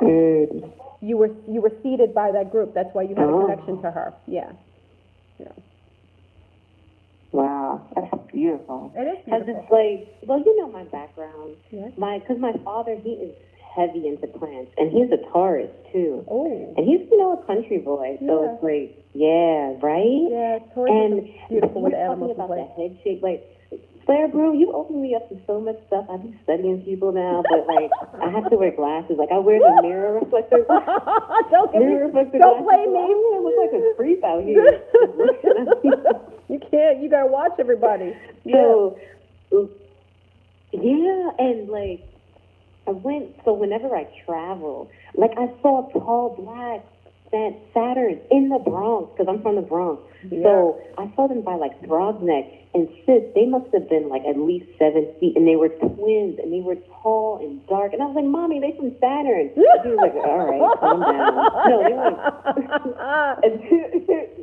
it's rough out here. Sometimes I have to, like, censor myself now, but that's why I love my community. Because today, I don't know, I'm kind of feeling, like, a little lonely, but I'm happy that I have this platform. And you're never alone. Because it's, sometimes when you talk about things, Yeah, thank you for that. Thank you so much for this. They reminded you we're not alone. And having the Facebook page helps a lot too. Yeah, they reminded us we're not alone because my phone was moving. That wasn't me. That was one of us. That was one of my people. So that reminds you that you are never alone. I like when that happens because it also is a reflection on what's going on in your world. You have a beefed up posse with you at all times. You got grandmothers that are down with you that only need you to call them. You got aunties, great aunts, people that are part of your lineage that when you call them, especially the medicine women, you call them, they will come and assist you with anything that you desire that's in their whatever they did well. So you got to call those aunties who were medicine women or those who dealt with heartache, the neutralizers in the family. You have that, and now you have a connection to the Andromedans, which they are the most powerful warrioress women. There isn't anybody who would battle an Andromedan with certainty. They are some of the most amazing warrioresses. They're the reason why some of us show up so strong that many men can't even mate with us because of that. But it's beautiful. So the beefed up man, see, when you see the ants around, I know an Andromedan when I see that or hear that. And I'm my only, my parents' only girl. So it's even the way I was born. Like, I was born on a storm. There was a storm. There wasn't a storm before me. There wasn't a storm after me. It was just the day that I was born. And you can look it up, December the 11th. It was like a storm. It was a nor'easter storm in New York City. And I came out. So, I guess I'm perfect. Yeah. Well, listen to what you said. But it's true. But listen, I want you to listen to the phonetics you said. You don't realize what you just said. What you shared with us is storm is a representation of an Andromedan, okay? She's mixed with the nega with that white hair. You just said a storm happened when I was born. That's also a sign for you to kind of remember that. That should trigger you. Because storm is a representation of the nega and the Andromedan. Oh, wow. Okay. Wow. So I guess that's a whole mix-up. Yeah, because that's one thing I just, often it's like, when you don't have anyone to talk to about these things and you know that exist and you're just trying to find out. So that's why I just have some gratitude for you because it's like, wow, okay, now the pieces are kind of coming together. And then, with this whole nano stuff, I was looking up headphones and for wireless headphones, and they had nano in it. And I was like, girl, don't even buy that. I was like, don't even. Like, they're going to take away your superpowers if you buy that shit. Look, they got nano in everything. Stay away from nano heads. They have nano headphones. Like, could you imagine? Yes. Oh, but you know how crazy I am. So I got this concept. Listen, I was out yesterday, and this lady was in the car next to me, and just like you, I'm watching, but I didn't have my sunglasses, so I was just watching her, trying to watch her through the peripherals. So she had gloves on. Listen to this. This is how these beings roll here. So she had gloves on. So I'm looking at her, I'm like, her daughter's sitting there looking a little strange, almost like they're not human. So I'm watching them because their pattern of behavior isn't normal. It's hot here in Florida. You don't sit in your car long with your car off. You either get in or out, okay? It's hot in heaven. It's heaven here. I mean, 98 degrees for us could be like 110, and they were more fair-skinned, so they're not going to sit in the car hot like that. So there's no car on. She's putting on gloves, and she's sitting there. Her daughter's sitting next to her looking like she was somewhere out of like one of those movies of clones. So then they get out of the car, and I was like, is she going to take off the gloves? No. She was using her cell phone. Listen to me, family. This is when I got the concept last night, and I know I look crazy to my daughters, but I did it. Now I realize there are beings who know that you use rubber gloves to use your cell phone so you don't have the emission of radiation going through your hands. That's what she was doing. And I didn't get it until I saw her wearing rubber gloves. I was like, oh, snap. Rubber kind of, disallows from things to permeate into you. When you put rubber, it kind of, allows the electricity not to really, it doesn't allow the electricity to go. That's why, when people work in the electric lines, they always have those big rubber kind of gloves. She had something like that, and she was using her cell phone. And then when she stopped using her cell phone, she put the gloves away. I was like, oh snap! I got a new paranoid. What? Yo, I was bugging because I was like, oh snap! She showed me something that was like only she, whatever she was or whoever she talks to, had already alerted her that whatever 5G is doing, it's going in people's bodies. Now I have all kinds of protection on my phone, but I hadn't ever thought of putting on a pair of like those rubber gloves that the workers use when they're doing the electrical lines. Now I know. I saw her doing that. I was like, oh snap, why didn't I ever think of doing that? And then when she stopped using the phone, she took the gloves off. Wow, I'm picturing that. That's crazy. It did look crazy. She knows something that others don't. Yeah, but her daughter looked like a clone. That's what I'm saying. It was weird because I'm watching them. They didn't look human, but she knew to keep the gloves on. And then her daughter, so what about her daughter? Her daughter was just like sitting there? Her daughter sat there looking forward in a hot car, not moving, as if her mother wasn't putting on rubber gloves to use a phone.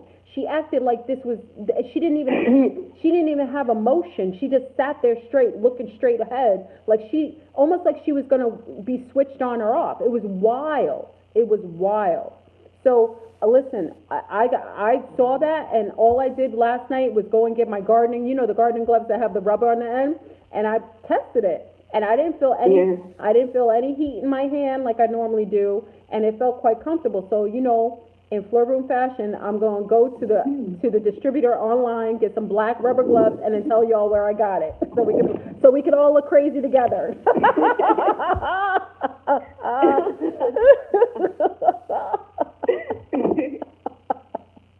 We go all. There's a crystal. What is the Oh my it's called, I think, like Suganite or Suganite. Suganite. A lot of people. Suganite. Shugite. A lot of people use Shugite. A lot of people use it to mute. I use with Dr. Delbert Blair. I use the diode along with the blue screen, and also I use the shield that you can get on Free for Line. It's called the shield, and it has like the sacred geometry shapes. So it just allows for energy to go through the shapes, to permeate through you. I do a lot of things. So, and I use a magnet. I use a lot. I'm crazy. I'm wild like that. And I put a magnet with I want that too. Yeah, I do it all because listen, there was one night. Yeah.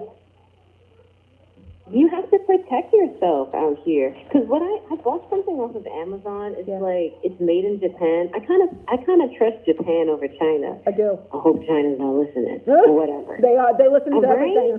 I love Japan. Uh-oh. And that's another thing too. So because I've been traveling, and I traveled to Thailand and Canada, California, and all of those places have a Chinatown. And then I was actually talking to like one of my Rasta friends, and he was like, think about all the places you travel. There's always a Chinatown, and I'm like, damn, you're right. Isn't that weird? No, because we had this discussion at my Whole Food, my local health food place. I told them, I said, someone asked about Native American markers, and when you do your gene heredity, research, when you're looking for your gene, you're trying to find out if you're Native American. And I said to everybody, you shouldn't look, because most of the markers are the Asiatics that you'll get the marker for as far as Native Americans. So you won't ever see the actual indigenous that were here. You only see the marker for the Asiatics because they were here. They migrated all over. They go through stints where they migrate all over the planet and they colonize. They come from like another form of insectilians too. The Asiatics come from another kind of hybrid group, almost like insectilian zetas. They're kind of connected to those. They're connected to those beings, but they infiltrate everywhere. So you'll see Chinese in every single town because they do this. There isn't anything new under the sun. They've been doing this, so they've always done that. Yeah. Because even in certain islands like Jamaica, they have Chinese. Trinidad have China. They took over Jamaica. All the assassinations, a lot of these assassinations are being prompted by the Chinese coming there trying to take over everything. It's a soft takeover. They don't even know. That's the sad part. Well, that's the sad part. I'm like, please wake up and see it. There isn't anything. And Russia too. Russia and Jamaica have this weird little connection going on now. Well, because Russia and China are in bed together. That's not weird. China and Russia are in bed together. So, of course, Anything that has to do with the Chinese, Russia is going to be in cahoots with. They have a liaison.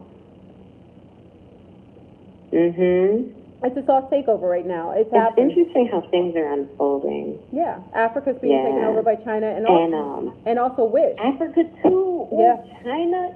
Yeah, China is going ham in Africa. They do this also. You got to realize they also do this after shifts. After the pole shift last time, the Chinese came. That's why when the Mayans left, went into the inner Earth, the Chinese came.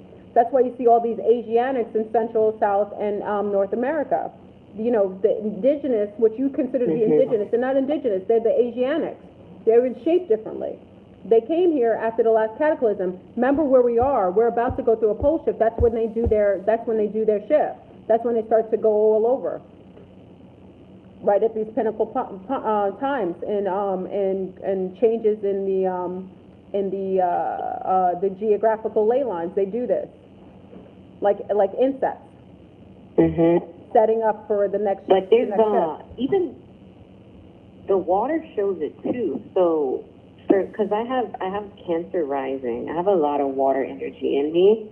So sometimes I sit by the water and I can see the water shifting as if there are tectonic plates underneath it, and I can just see the water and lines. Like everything just keeps moving in and out, and I'm like, oh my God, can more people see this? I'm like, am I tripping right now? I don't know, but I'm gonna just soak it all in. They were.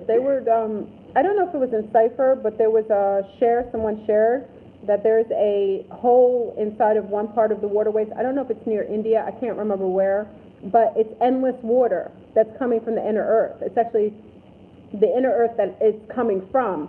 So just imagine, people are saying, oh no, the whole world can't be covered by water. What makes us think that? If your last age has to do with the ice age, where it cooled off the Earth, because the Earth used to be really, really hot. That's where dinosaurs, reptiles, all over the Earth. That's why there was brown people on every end of the Earth. The Eskimos were brown.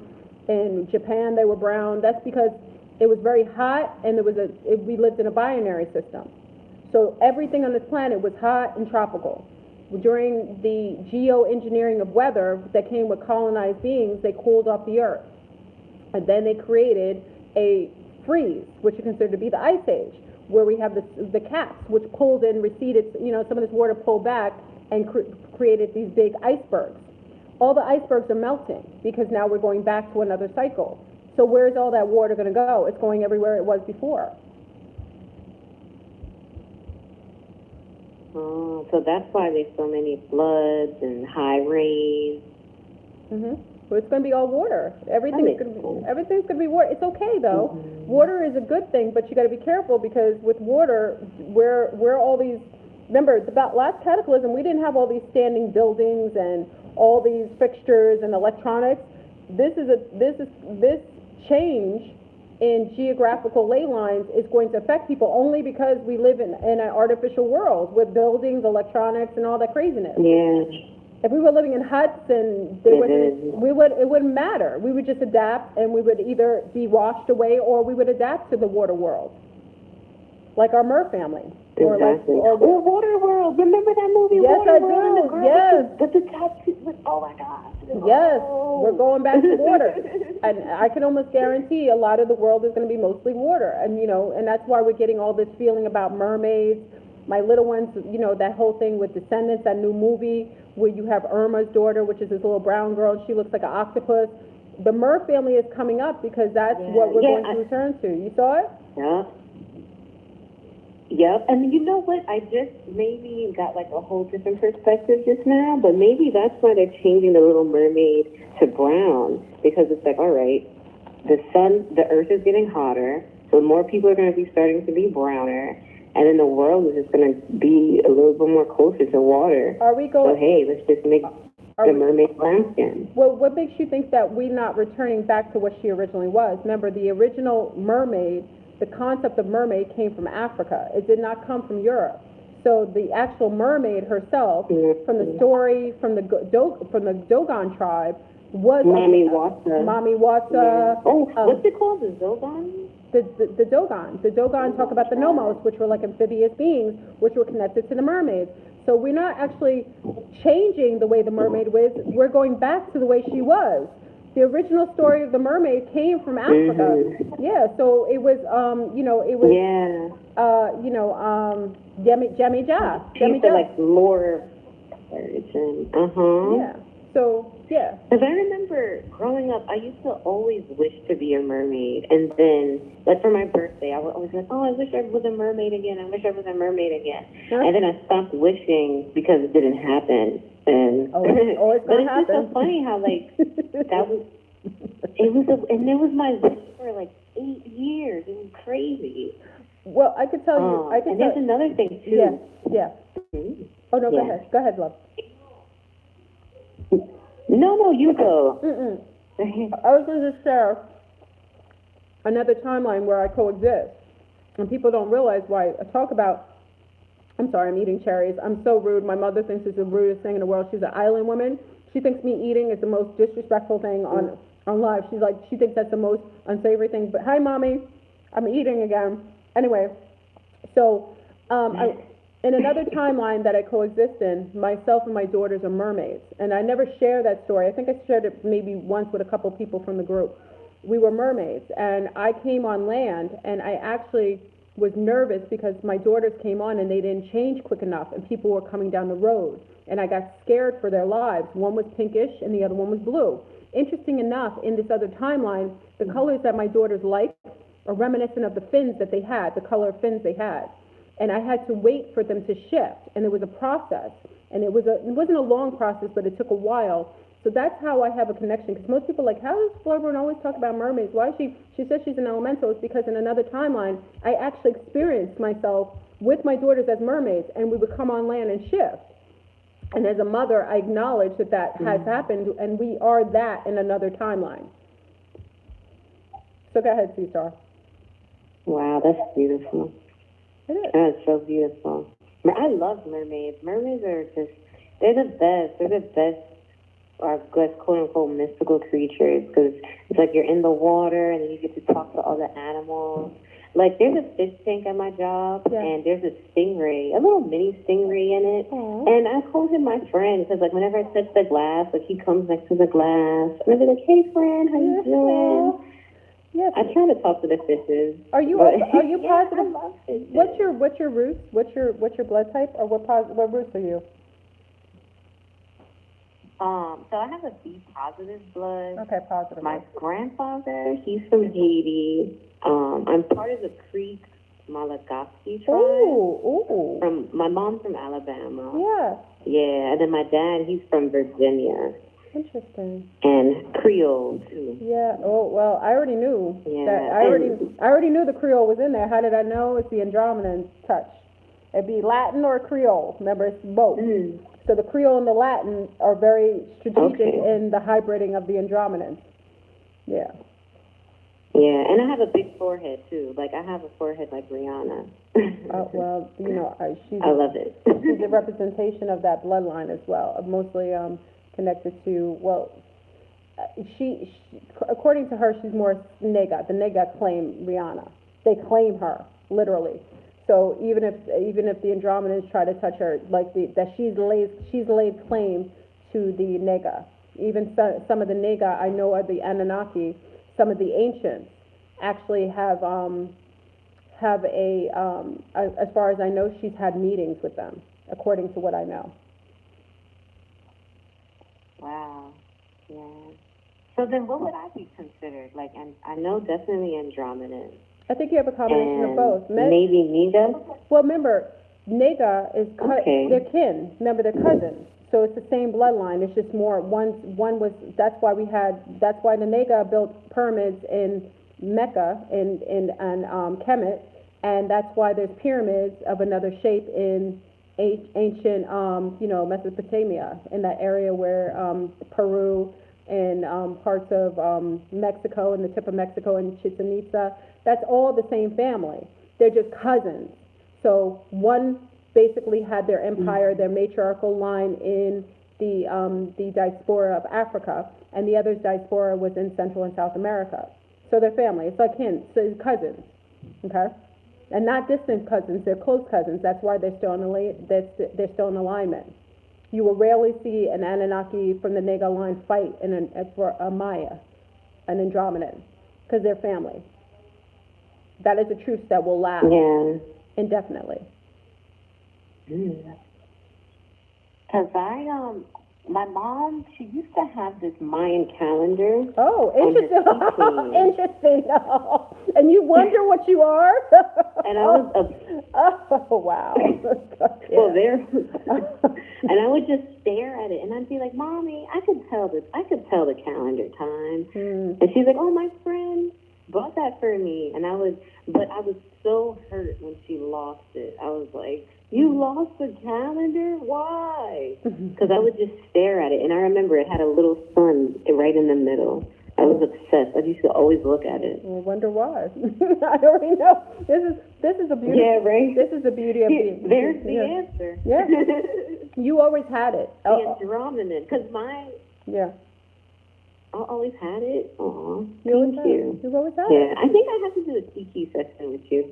Because I'm young, like I'm 26. I want to be able to learn you're ancient. more. No, you're not young. You're ancient. Remember, in Avatar, you're flipped. You're older, and your avatar is young, but your soul group is ancient. You're ancient, okay? And when you come from the bloodline from the Andromeda, she seeded so many sea stars in. All you see, and we all sound alike. We have a tendency to look alike. The Andromedans are seeded all throughout. It's almost like what I would consider to be like the what is that? Like the underground train. What is it called? The underground train. It's almost like a path. You can see like almost a snake's tail for where the Andromedans are seated, and all of them are coming out. They all show up in the same way. They all have the same propensities. They love animals. They're kin. They show up environmentally sound. They're some of the strongest, most influential women. These are all the Andromedans. They are just amazing, and they're seated. And people say, well, how could these beings hybrid? Hybriding is not as complex to galactics as it is to Earthlings. They do that like we wash our hands.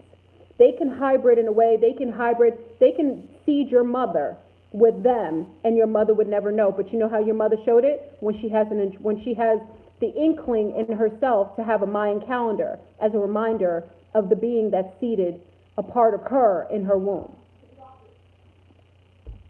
Oh, I see. Wow. It's like a puzzle, and all the things are coming together. Because even when I see, because my grandmother passed away way before I was born. Mm-hmm. Maybe I'll email you a picture of her. That's what I'll do. Yeah. So you can have like a little, and when you see her, like she was fair skinned, but you can see her native indigenous features a lot. Mm-hmm. And she was a Taurus woman too, but she was strong, very strong. She was sweet, but she didn't take shit. Sure, my mom told me a story where someone came up to her house and pointed a finger at my grandmother, and she bit that woman's finger. And I was like, whoa, that's wow. a Taurus. Tauruses don't play. Tauruses don't play with their family. They're very family and Taurians are very protective of their family. Yeah. And they will take somebody out. Yeah, my dad's I love Taurus. Like, I really do hope I can marry a Taurus. My dad's a Taurus, and he's just the best daddy ever. Oh, I know he like, is. Ever. I told you I was with the Taurus, and he's the hardest one to get over because it's just the love he gives you. There isn't anything like it. And I'm with the twin, but my Taurus, he's got part of my soul because he's so loving. Yeah. And it's one of the sexier signs too. Right? Yes. Sometimes when a guy tells me he's a Taurus, I'm just like, can I just give you my left hand and marry me? Yes, and they'll make amazing fathers. They're just, like I said, if you want to have, they are ladies' men. Remember, Taurus is they like women. That's one thing Taurus men like. And they like women in a real way. They're some of the most amazing alphas. Most alphas come out mostly like Taurians or earth signs, which just makes them magnetic to women and beautiful. So, but good luck with that. I love Tauruses. Woo! Let me stop. Say it to my twin flame. Let me behave myself. But we got a countdown. It's 11:58. It's gonna cut us off. But okay, I know. I'll hang on. No worries about it. So I love you, Mama. Thank you for sharing. I love you. Take care. Peace. So, family, Peace, Ben. I love it. That's one of our sea stars. So anyway, I thank you for everyone who called in this evening on this amazing show. You know, we have another minute. I just want to, I always want to come to you with hope and with an enlightened perspective that allows for you to supersede anything that we would ever deem to be anything other than amazing or transformative. So big up to all on this feed who came and shared their stories and really brought to this frequency on the LionsGate. This is a testament how beautiful the LionsGate. We came with such an amazing energy, and it was felt, even tears. I could feel the energy, the love, and I thank you, and I'm really grateful. So, stay tuned. I'm going to give you more information. I'll have Thomas come on before the Wednesday. Just be positive, and not just be positive, keep it real and be balanced. How about that? Rather than keeping it positive, be balanced. Be balanced in everything that you choose, you do, and you engage with. That's how you will keep yourself in a healthy homeostasis and enjoy your life. This is the LionsGate family. Take everything it gives you and take all the lemons and make lemonade with it. I thank you for joining us in Aquarius Rising LionsGate again for an amazing show. I thank you. I want everyone to have a masterful evening. We will come again for another. I may even go on Instagram. So big up to everyone. Thank you again. And I will see you for next Thursday, and we will talk about some of the vaccinations. I'll come back and talk about the vaccinations and the chipping of the little ones next week. We have a great show talking about that as well. So peace. They didn't cut me off yet. Normally they cut me off on this. They actually let me go a little longer. Usually this is the celestials letting me stay on. As soon as it hits midnight, they usually cut off my blog talk. I guess I could keep talking for a little bit. This is a first. Big up to the celestials who allow for the feed to go absolutely phenomenally. But I'm going to go enjoy. And again, I may come on Instagram in a little bit and chat it up because I still have a lot of energy. So there we go. It cut off. So peace, family. And thank you again for joining. Thank you for using Blog Talk Radio. Goodbye.